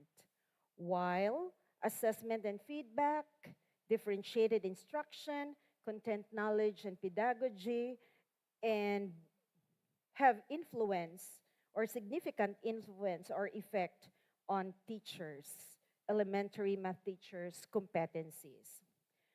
This causal model is also known as Mel-Dis model, my own model, on elementary school teachers' performance. Best fits elementary school mathematics teachers' performance. The findings feature the importance of professional development programs and teacher skills, recognizing the many aspects influencing teachers' performance. This model offers a valuable guidance for education leaders and educators in crafting focus interventions to improve school mathematics instruction. So this figure shows this is the causal model 3, no, my model, my theory. Okay, so with these findings, several recommendations arise to further enhance the effectiveness of our elementary math teachers. So we have the Department of Education. The Department of Education may consider integrating innovative curriculum design that will give emphasis on real world application and problem solving skills into the existing curriculum framework. School heads may prioritize creating a conducive learning environment that fosters active student engagement along with promoting project-based learning and collaboration among teachers. Teachers are encouraged to actively engage in continuous professional development programs to strengthen their content knowledge, pedagogy, and differentiated instruction skills. Emphasizing real world application and problem solving in their teaching practices is also suggested to enhance the critical thinking and practical skills of our students. And for our future researchers, you are encouraged to explore more in-depth studies on targeted professional development programs or curriculum enhancement and their impact on teacher performance and student outcomes. Investigating other factors contributing to teaching performance is also recommended for more comprehensive understanding and improvement of educational practices. And here are some of my references. Thank you so much for listening.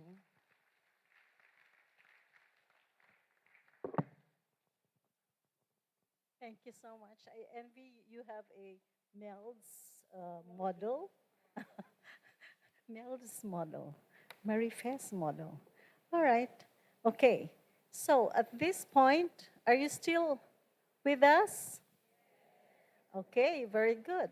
Because let's think about like we imagine our experts here as the judges in a particular research talent show. Unsa man inyong pinaka mahinumduman? America's Got Talent, right? Or The Voice, unsa pa? Okay, so The Voice, but without the elimination round. So instead, we have here a panel of experts to help us connect the dots and deepen our understanding of today's presentation. So let's hear from, we're very much excited to hear from all of them. So we start with, who would like to start? Dr. Garcia?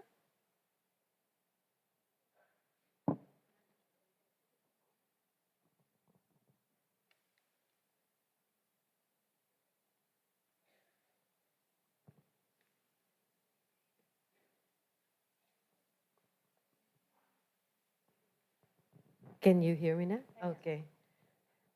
Um, I like the study because it's very hopeful. You were talking about hope this morning, right? And it tells me that the farmers are very resilient. But I would like to find out more because in a report by the United Nations, we're the third rated for food insecurity. Diba? And not only that, it's in Mindanao where we have the worst case of food insecurity. Actually, it's BARMM. I don't know if you're aware of that, okay? In the Philippines, it's the worst, okay? But in the world, we're third after Timor-Leste and Cambodia. So nakakaawa, no? Anyway, um, I'd like more details in terms, because you talked to the farmers, you really went around, right? But what made them so resilient that, is something that can be shared, right? To other farmers in the country, and especially to your neighbors, because BARM is in Mindanao, right?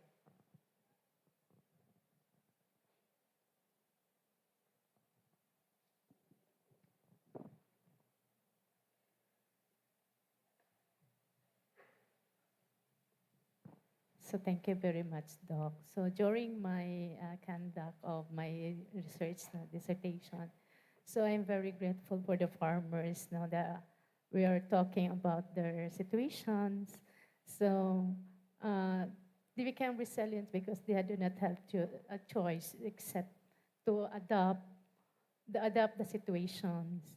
And so with the help of the local government and the learning sites, so the learning sites, a learning site for agriculture is assessed by the ETI. So they are given assistance financially and trainings.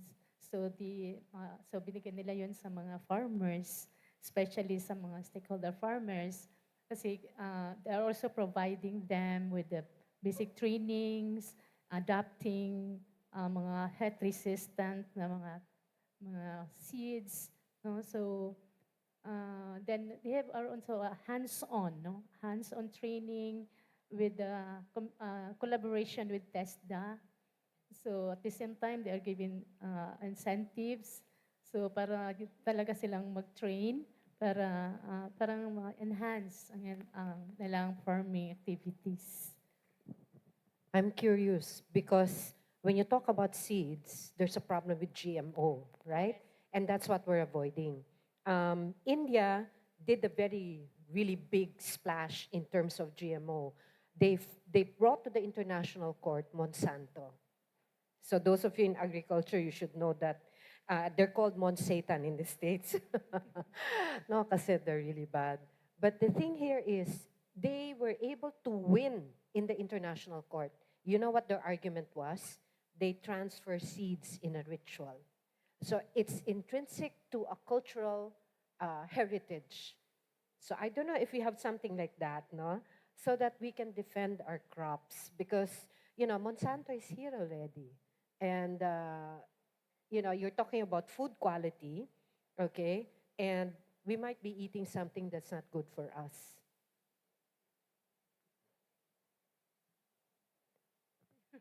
Allah.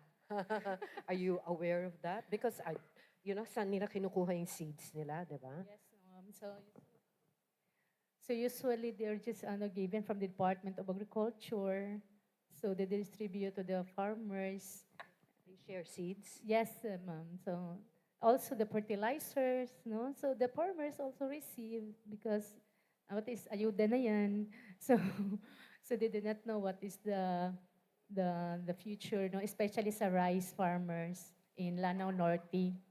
Kasi during that time, they want to have a short time, for example, 90 days, ma-shorten ng 80 days, ma-harvest na siya. So they're continually introducing those mga mga drought resistant na mga seeds. But eventually, sometimes dili siya adaptable sa place. No, so they are prone to infestations. So, Thanks. You guys have yeah. Is it sir, you'd like to continue? Go ahead. Yeah, I would like to respond to the question because I am a farmer. And to respond to your question, why is it that there is food insecurity, especially here in Mindanao? One thing is that the farm inputs, very expensive. We bought it to the businessmen with very high value. Seeds, fertilizer, the labor, and everything, very high. And then, season is very good. the produce is very good. But when we sell it, the one who will buy our produce will be those businessmen controlling the price. My experience last week when I sold my produce, because I am actually planting corn in my area. For example, I spent about 200,000 for my input. When I sold my produce, it's only 150,000.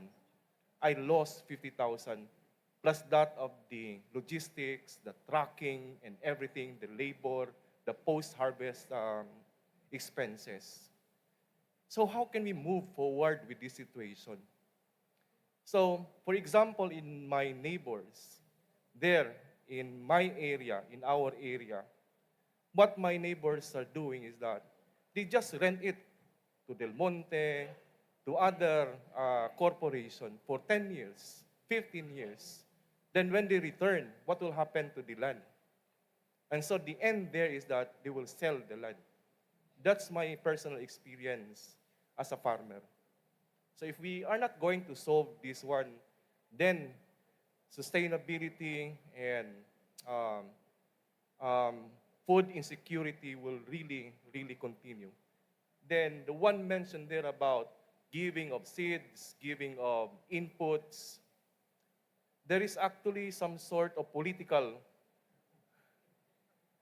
Yung binibigyan lang nila, nandun sa ano nila doon sa listahan nila. Parang ayuda, parang ganun. If you are not there in the list, then you will not be given the inputs. So that's my personal experience as a farmer. And there is really their food insecurity. Yeah, I can resonate with that because I am also a daughter of a farmer. And that is really true, sir. But I think I still would like to, thank you very much, ma'am. No, that study is really very rich, highly relevant, or else. And it's a matter of survival. No, but I just would like to ask, if the data on climate change, is it purely perceptions? Is it mainly based on perception? That's one. Second, I correct me if I'm wrong. Did I hear you talking about AI as part of the recommendation? And if it is so, may I know the basis for recommending the use of AI as part of the intervention?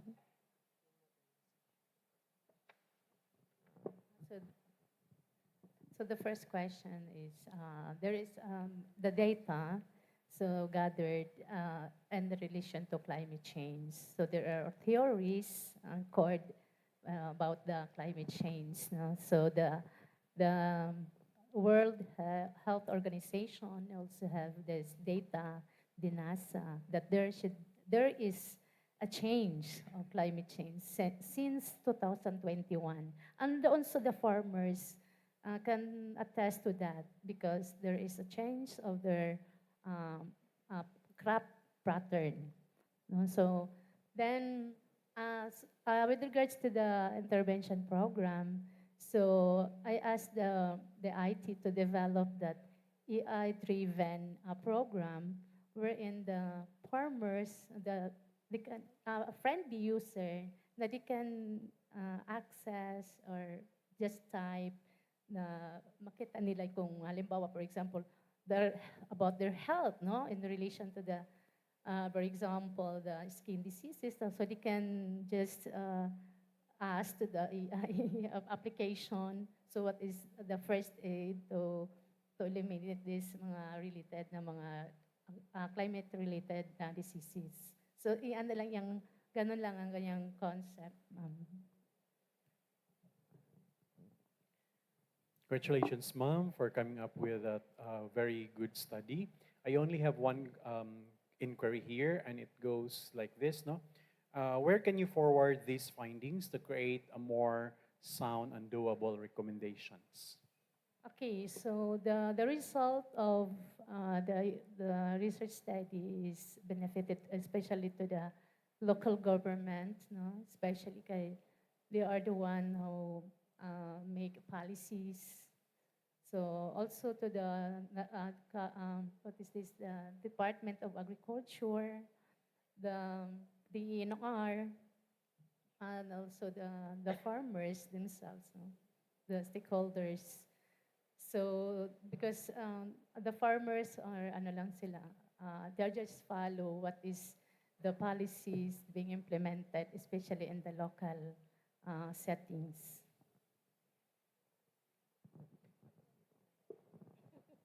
My props to the presenter. My observation is when we talk about food security, it is my opinion that it is supposed to be looking at a particular period of time. So when you say food security, was this explained to the farmer participants or respondents that we are looking at food security for a year, for 2 years? Uh, can we say we still have enough to put on the table for 5 years?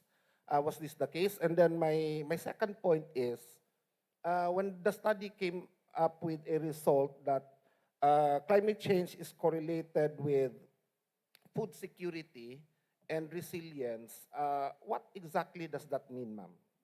Thank you in advance for your response. Because you're talking about the food security, sir. So the time frame or because when say food security. Yes, ma'am. For instance, if I'm asked, do I think that we are secure in terms of what the farmers can produce if we will not, like for instance, allow genetically modified crops to be, propagated in the country? So, or at the available rate of production, are we looking at 1 year, 2 years in terms of food security, or we are only looking at the now, current observation? So as the study says, the enhancing food security, so that there will be a sustainable supply of food all throughout our lives, no? So in all aspects of our life, because every day we eat, that is our basic needs. So it should be continuous. So as I said that the 4 pillars of food security includes the food availability. So the food availability starts from the farm. Then is it accessible to all of the people? And then the utilization, is that the food produce content nutritional value? Not only that we have the food to eat, but it has no nutritional value. So it should be nutritious. And then is that stable? Is the supply is stable? So sa food security, so we have to make sure that it is sustainable. No?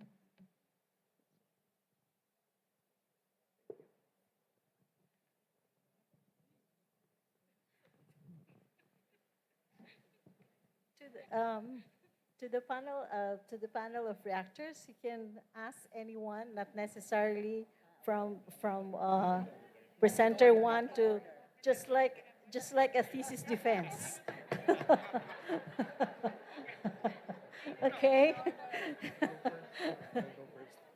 Okay. That makes Alright. it more spontaneous. Yeah. Diba? Okay. Sige, go. Let's just make this something, a little bit of conversation, right? Okay. And then you can shoot anyone, but not Let's necessarily loosen a from one. bit. Okay. All right? Okay. Okay. I think we can now go to the second paper presentation for Dr. Arong. In here, I think you've mentioned along the way in your presentation that there is such thing as academic sources. And now my concern is, what do you think are these academic sources that the university can provide to their students that would very much be of help to them in their studies, and at the same time, the moment that they will leave the university and for them to be employed later on? What are you referring to, sir, as the sources? You mentioned actually earlier in your presentation that there is, you mentioned academic sources. And I think I was struck with that. And Can you give us some of these academic sources that can be provided to the students? Are you referring to the learning resources? Yes, yes, it can be. Yeah. What we are looking forward to add with the formula for the regression is that we wanted to enhance the extracurricular activities, especially for our paramedical students. Um, the paramedical students are actually situated in the other campus. That's the Paseo campus. And we noticed that they are very academic. When they are going to enter school, then they are going to study. When they go out school, they still studying. So we wanted to introduce something to let them be more engaged in some extracurricular activities. And secondly, we wanted also to put there some facilities. And that's actually part of our plan to put sports facilities there. For now, um, what we have there is the sports zone, but very limited. And it's also open to public. So that is why by next school year, we are planning to really put sports facility for our students, for our paramedical students. And then also, right now we are constructing the other building. That's the Platinum building, in which it will be a modern facility for our students. And that will include not only the physical facilities, but also the digital infrastructure. And again, perhaps with this learning experiences of our paramedical students, perhaps this can improve their self-perceived employability. Just a continuation. Thank you very much, Dr. Dennis. No, I'm just wondering. By the way, I appreciate very much your sample size. No, the research methods, rigor, the sample size, as well as the confirmatory factor analysis. No, which practically would increase. Yeah, rigor talaga. The generalizability of your findings. So that's one thing that's very striking. But I'm very much interested, Dr. Dennis. No, how the implications of this study, how can this be brought to the teacher? So you talk about doing something with involving the students in extracurricular activities, other things, sports, but is there something concrete that can be done in the classroom itself? I'm very much interested in that. Yeah. The study was actually one of the bases when we crafted the strategic priorities of the university. And we actually have a program out of the strategic plan, the enrollment to employment program. But of course, we really need to start with that of the revision of the curriculum, which we are going to revisit and then revise this summertime. And of course, this will bring on to the instruction, to the classroom, training of the faculty members on how to go about with the changes, how to emphasize about development of the 21st century skills, for example, or trying to increase the self-regulated skills of students, setting the plan, setting the goal, and having the plan on their own, and then assess them. So we will try to put this one first in the curriculum, and then there in the instruction, and then bring it there in the classroom level. Didn't we all love the coffee analogy? Okay. Yeah, so we need Kaya to lang, put kung milk. hindi ka lactose sensitive, delikadong cappuccino. Anyway, You were mentioning earlier that you had difficulty looking for related literature. I have a tip for you. Look at internship as it connects to your topic. There is a lot of literature on internship. But, okay, I have a major concern. This is related to an unpublished paper of mine, but which I shared no, at the time. The endangered hospital care system. Why? 30 years ago, when you ask a graduate from any of the health services, whether doctor, nurse, or PT, you know what they would always say? I want to find the perfect bedside manner to be able to help heal my patient.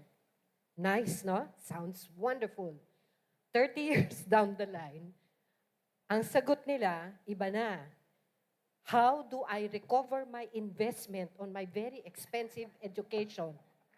La. Okay? Di ba mahal?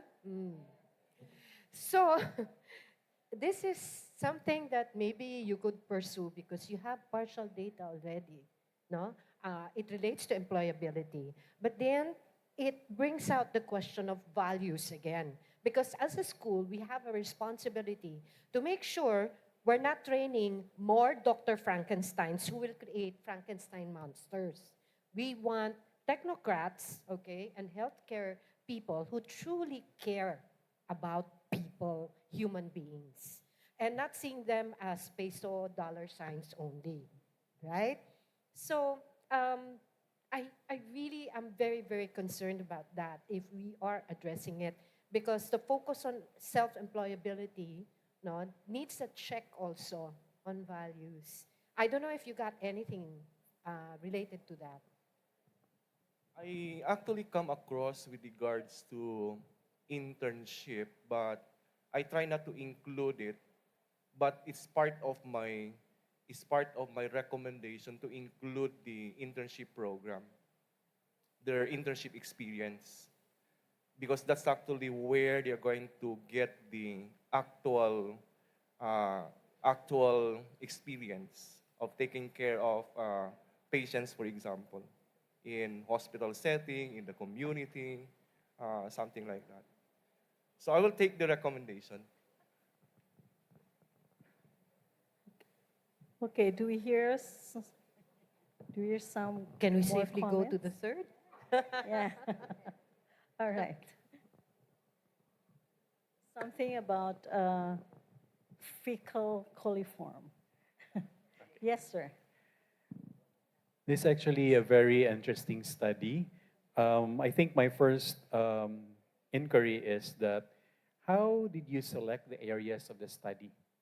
Given that there is Tablon, there is Gusa, how were they selected? Thank you for that question, sir. In the Integrated Coastal Resource Management Plan drafted by the City Local Environment and Natural Resources, they put a zonation in the municipal waters of Cagayan de Oro. The three selected barangays are within the industrialized zone, the recreational zone, and then the agriculture zone. Okay, so that's good to know. And then the second one would be what are the set of policies that you have probably formulated that can really be later on be enhanced and be implemented here in our city? Actually, there is an existing city ordinance number 12860-2014 indicating the parallel to the existing Republic Act 8550 as amended by 10654 for the fishery regulations. And there, sir, although it's not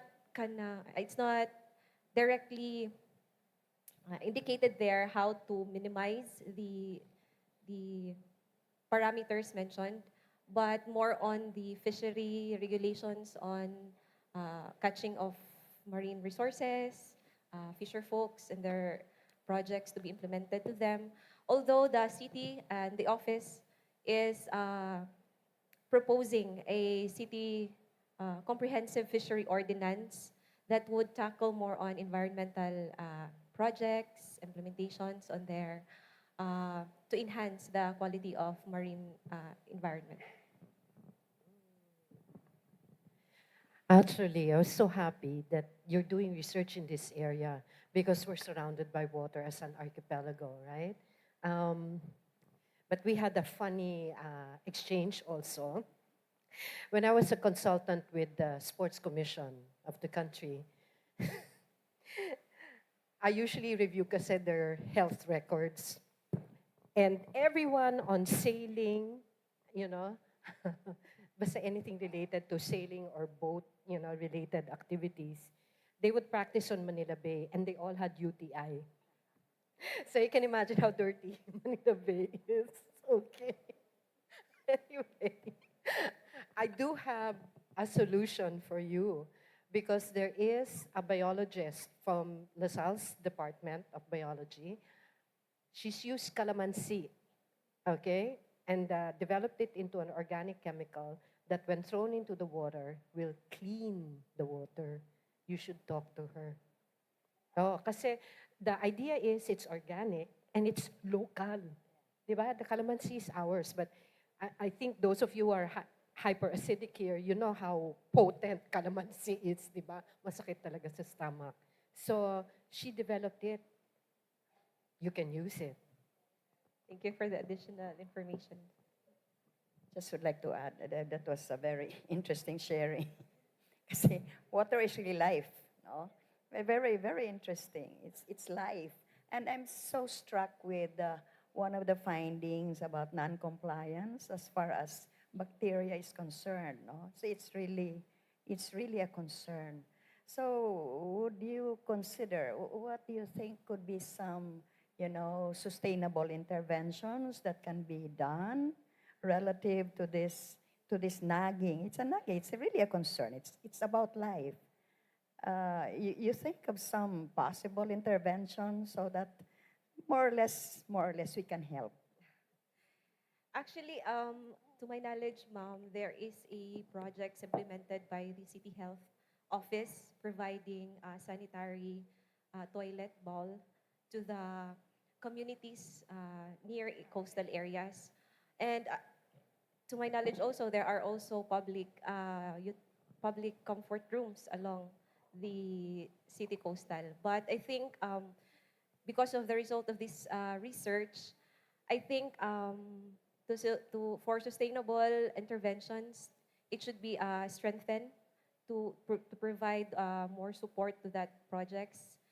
And again, information education campaigns are very important. Although we have been doing that, I think strengthening of that key areas, participation of the local communities, and also it is very ambitious. One of our thinking, our hope is to make a fisher folk village for the local fisher folks to transfer into a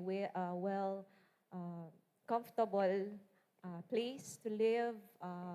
Not only the fisher folks, but those informal settlers that also provide, again, may also contribute to that high level of fecal coliform in the municipal waters.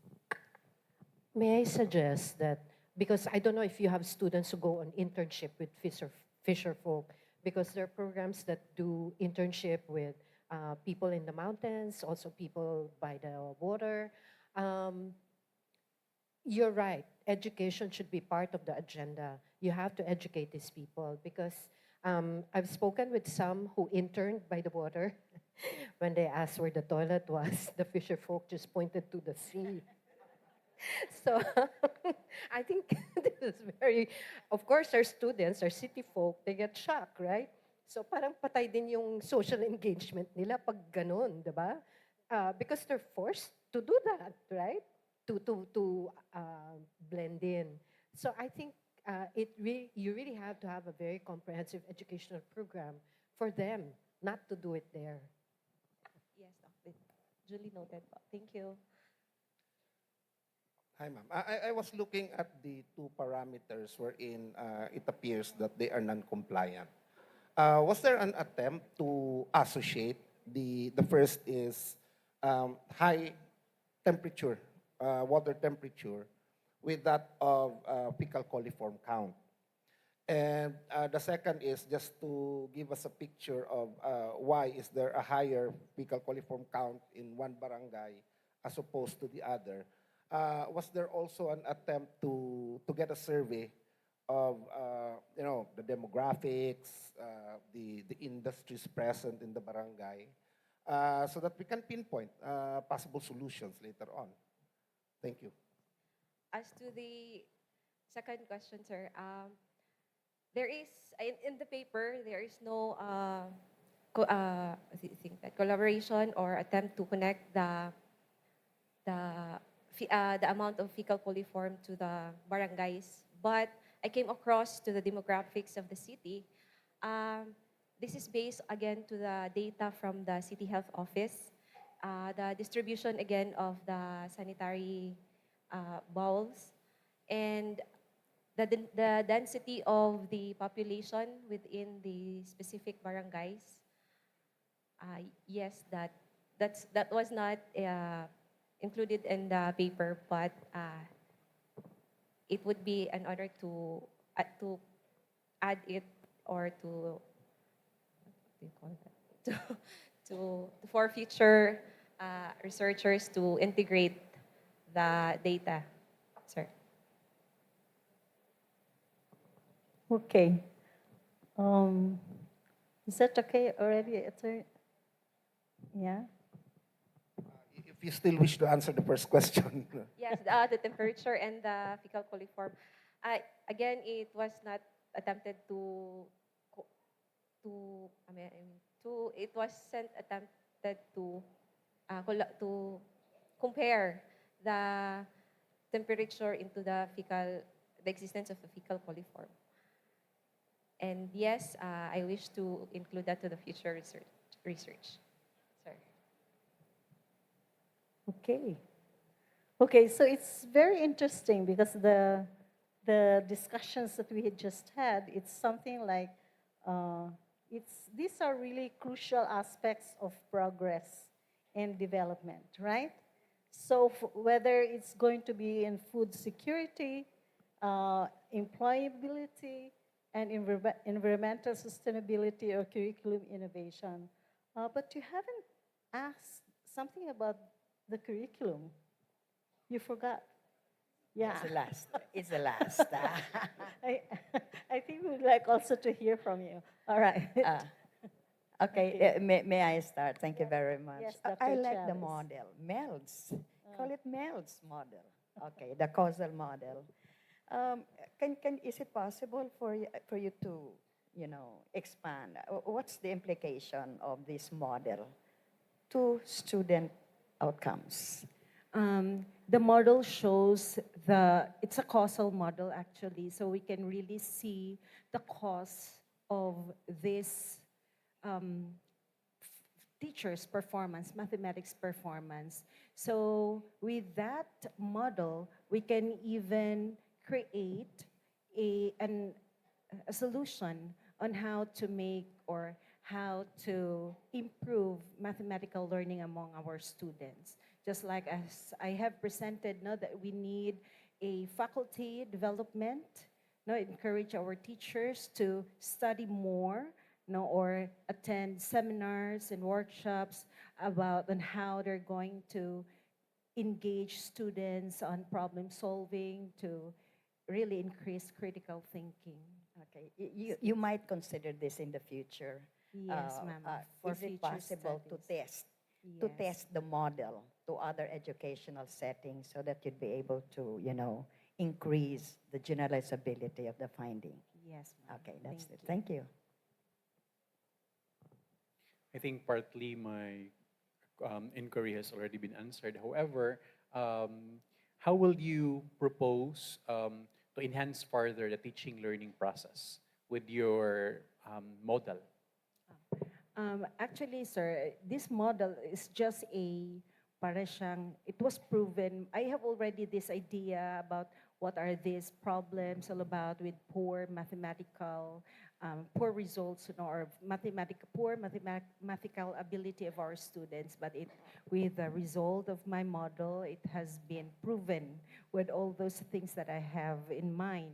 And with that, I should say that we could, again, promote or encourage our teachers to engage more, no, because per experience, because I've been teaching for 25 years and training math for 25 years, I could really see that there's a very big difference about international mathematics teaching or lessons in international mathematics than in the Philippines.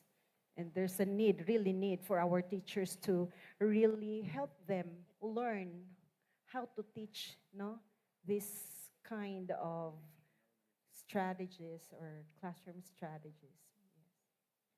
Okay, in the interest of time, so we'd like to thank all the insightful ideas and, oh, napa si Oliver. Ma'am, Ma'am. you made a request about curriculum. Quick pick-me-ups, Ay, sure. if you don't Sure, mind. Dr. Garcia. For the first presentation, okay, integration to curriculum ni ha, mga suggestions for what you can do. Immersion at farms, expose your students, take them there. Not just the agri, classes, anybody and everybody who's interested, especially those going for social and community engagement. Expose them, farm to table experience. You can actually organize an activity, farm to table, okay? Join, di ba? You can have that. For the second, the employability, sharpen internship exposure, and really evaluate the performance on site. Do ambush checks. Don't announce your checks. So makikita mo talaga kung namamaga na yung arm doon dahil hindi pinansin, okay? Or talagang they're very caring, naturally, without pretense. Third, immersion with fisher folk. Get the kids to go out there also. Again, not just the classes, which are doing that in biology, but even across, those who want to be interested. Again, community social engagement. And for the last, innovation in the classroom. There's a lot of TikTok right now on how everybody's doing math, right? One of the most interesting ones is China and Korea. You notice Korea was so tagal. Yung China, tapos na siya. Maybe you can show all these different videos because there's US, China, and different countries to make the classroom more fun. It's a challenge to be in a math class. We all know that, right? So you have to make it fun. I always tell this to my colleagues in history. Sabi ko, paano naman natutulog yung mga bata sa history? Kasi yung mga nagtuturo, fossils din. O, diba? So talaga walang mangyayari. So do you know that some of the faculty have responded? Haba sumasayaw na sila at kumakanta, tapos nagdadala ng pagkain to class while they're teaching history.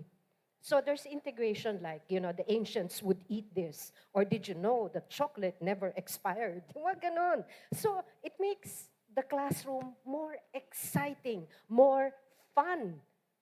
Guys, you really have to do song and dance when you teach today. You cannot be just teaching in the conventional way, right? So math is especially challenging, which is why you have to make it fun. And then as a challenge to the school, you know what you can do? Change the classroom setting for your math classes, okay? Make them interesting. Use colorful chairs, no? Hindi lang isang kulay. Tapos yung gumagalaw pa, nagre-revolve. There are a lot of cheap knockoffs all over. You don't have to go for the original from Europe. And, when they come to math class, may incentive sila kasi iba yung classroom, di ba? And then you have videos and everything to help. Okay? I'm from psychology, but I hanged out with math people. So I love math. Thanks. Thank you, Doc. Okay, so another round of applause for our presenters and our panel of reactors. So it was such an enriching discussion, right? From cauliflower to... Okay, so Thank you to our presenters for their brilliant responses. But can we just remain there because we're going to award you with your certificates. So thank you. So we continue celebrating Liceo de Cagayan University's Platinum Anniversary, and let us remain committed to fostering innovation, sustainability, and meaningful change through education. We all probably would agree that today's era of globalization, research, and innovation serve as the strategy to new frontiers, breaking barriers, and connecting ideas across borders. So, our role, therefore, as educators and scholars is to ensure that knowledge transcends geographical limitations and transforms lives on a global scale, as we have witnessed in today's sessions. So, thank you for your presence and your interaction.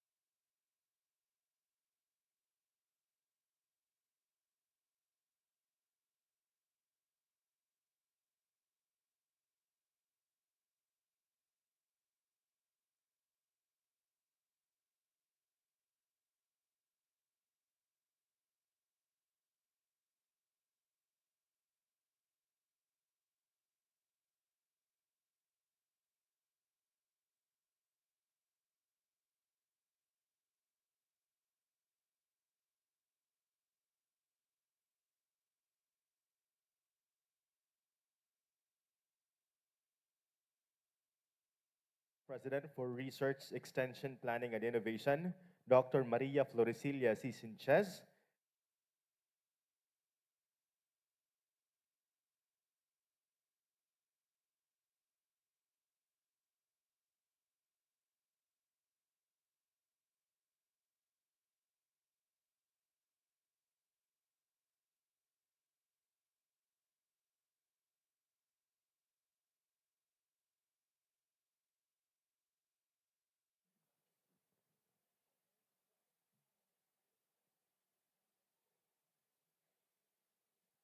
We would like to request our presenters and our panel members to stay in front of the stage.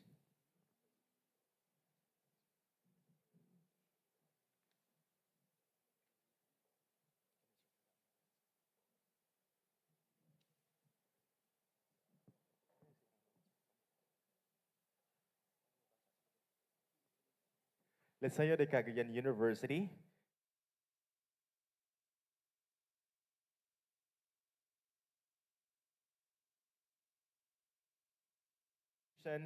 and scholarly engagement as paper presenter at the 17th Rodelsa Lecture Series, an international conference fostering knowledge sharing and academic dialogue with the study on enhancing food security, innovations, health, and wellness in adapting to climate change.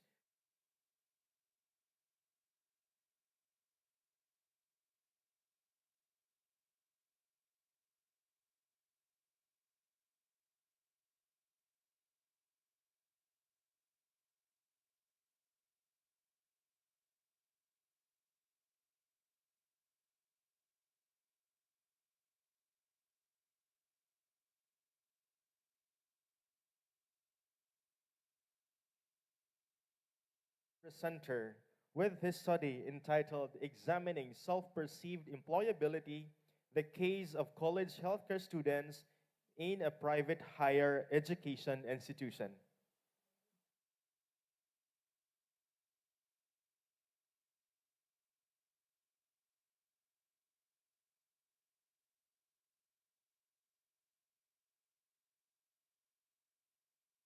Contribution and scholarly engagement as paper presenter with her study Water Quality Characteristics of a Marine Habitat in Cagayan de Oro City, basis for sustainable intervention.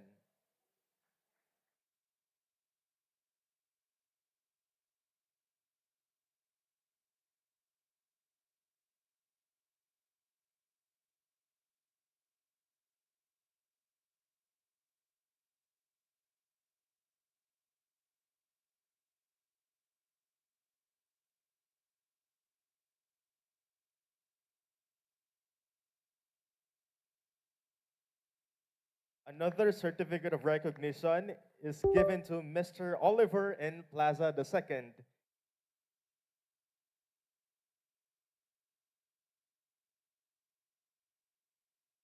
With his study Advo Shipping, leveraging mentorship, technology, innovation, and sustainability for personal and career development.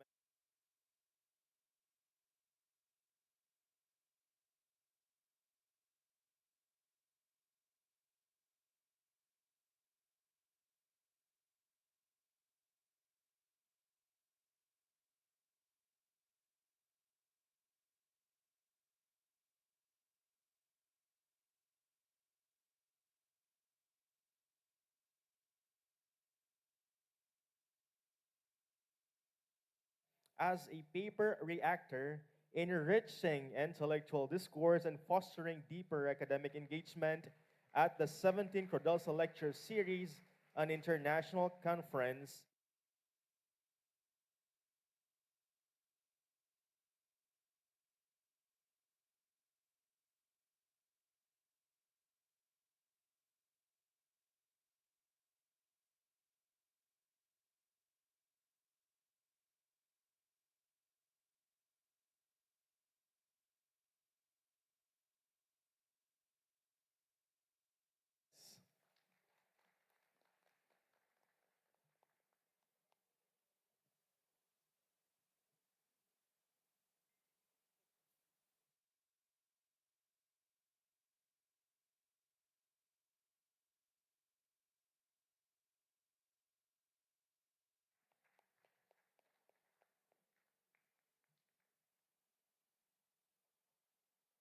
The same certificate of recognition is given to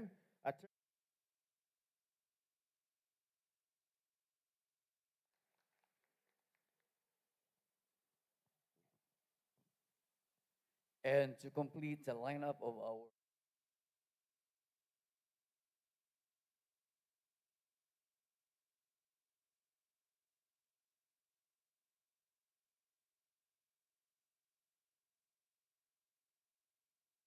certificate of recognition to Dr. Maria Felicitas M. Mawag in grateful appreciation of his invaluable role as a moderator, facilitating meaningful discussions and enriching academic exchange at the 17th Rodelsa Lecture Series, an international conference held at the Rodelsa Hall on February 15, 2025. Given the 16th of February 2025 at the Liceo de Cagayan University, Cagayan de Oro City, Philippines. Signed, Prof.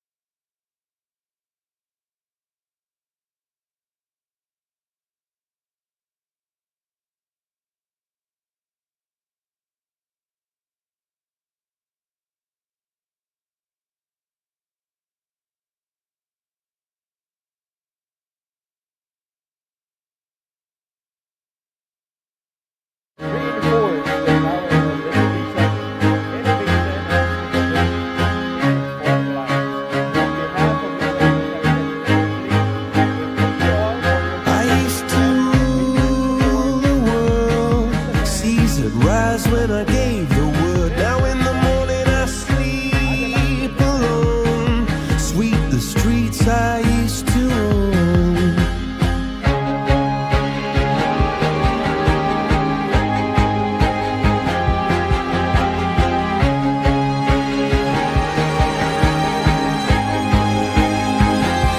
I used to As we gather today to celebrate the 70th foundation of the Liceo de Cagayan University, through the 17th Rodelsa Lecture Series, I am filled with immense pride and gratitude. This milestone not only commemorates our rich history, but also serves as a testament to the commitment and dedication to our founders, Rodolfo and Elsa Pelaez, thus the Rodelsa Lecture Series. This annual event has become a hallmark of our foundation celebration, providing a platform to showcase the latest trends in education and research. This year, we are privileged to host an international conference bringing together experts from the ASEAN region, Vietnam, Singapore, Malaysia, and of course the Philippines. Their insights will shine a light on critical topics relevant to our time: educational innovations, the integration of technology in learning, the employability of our graduates, and most importantly, sustainability.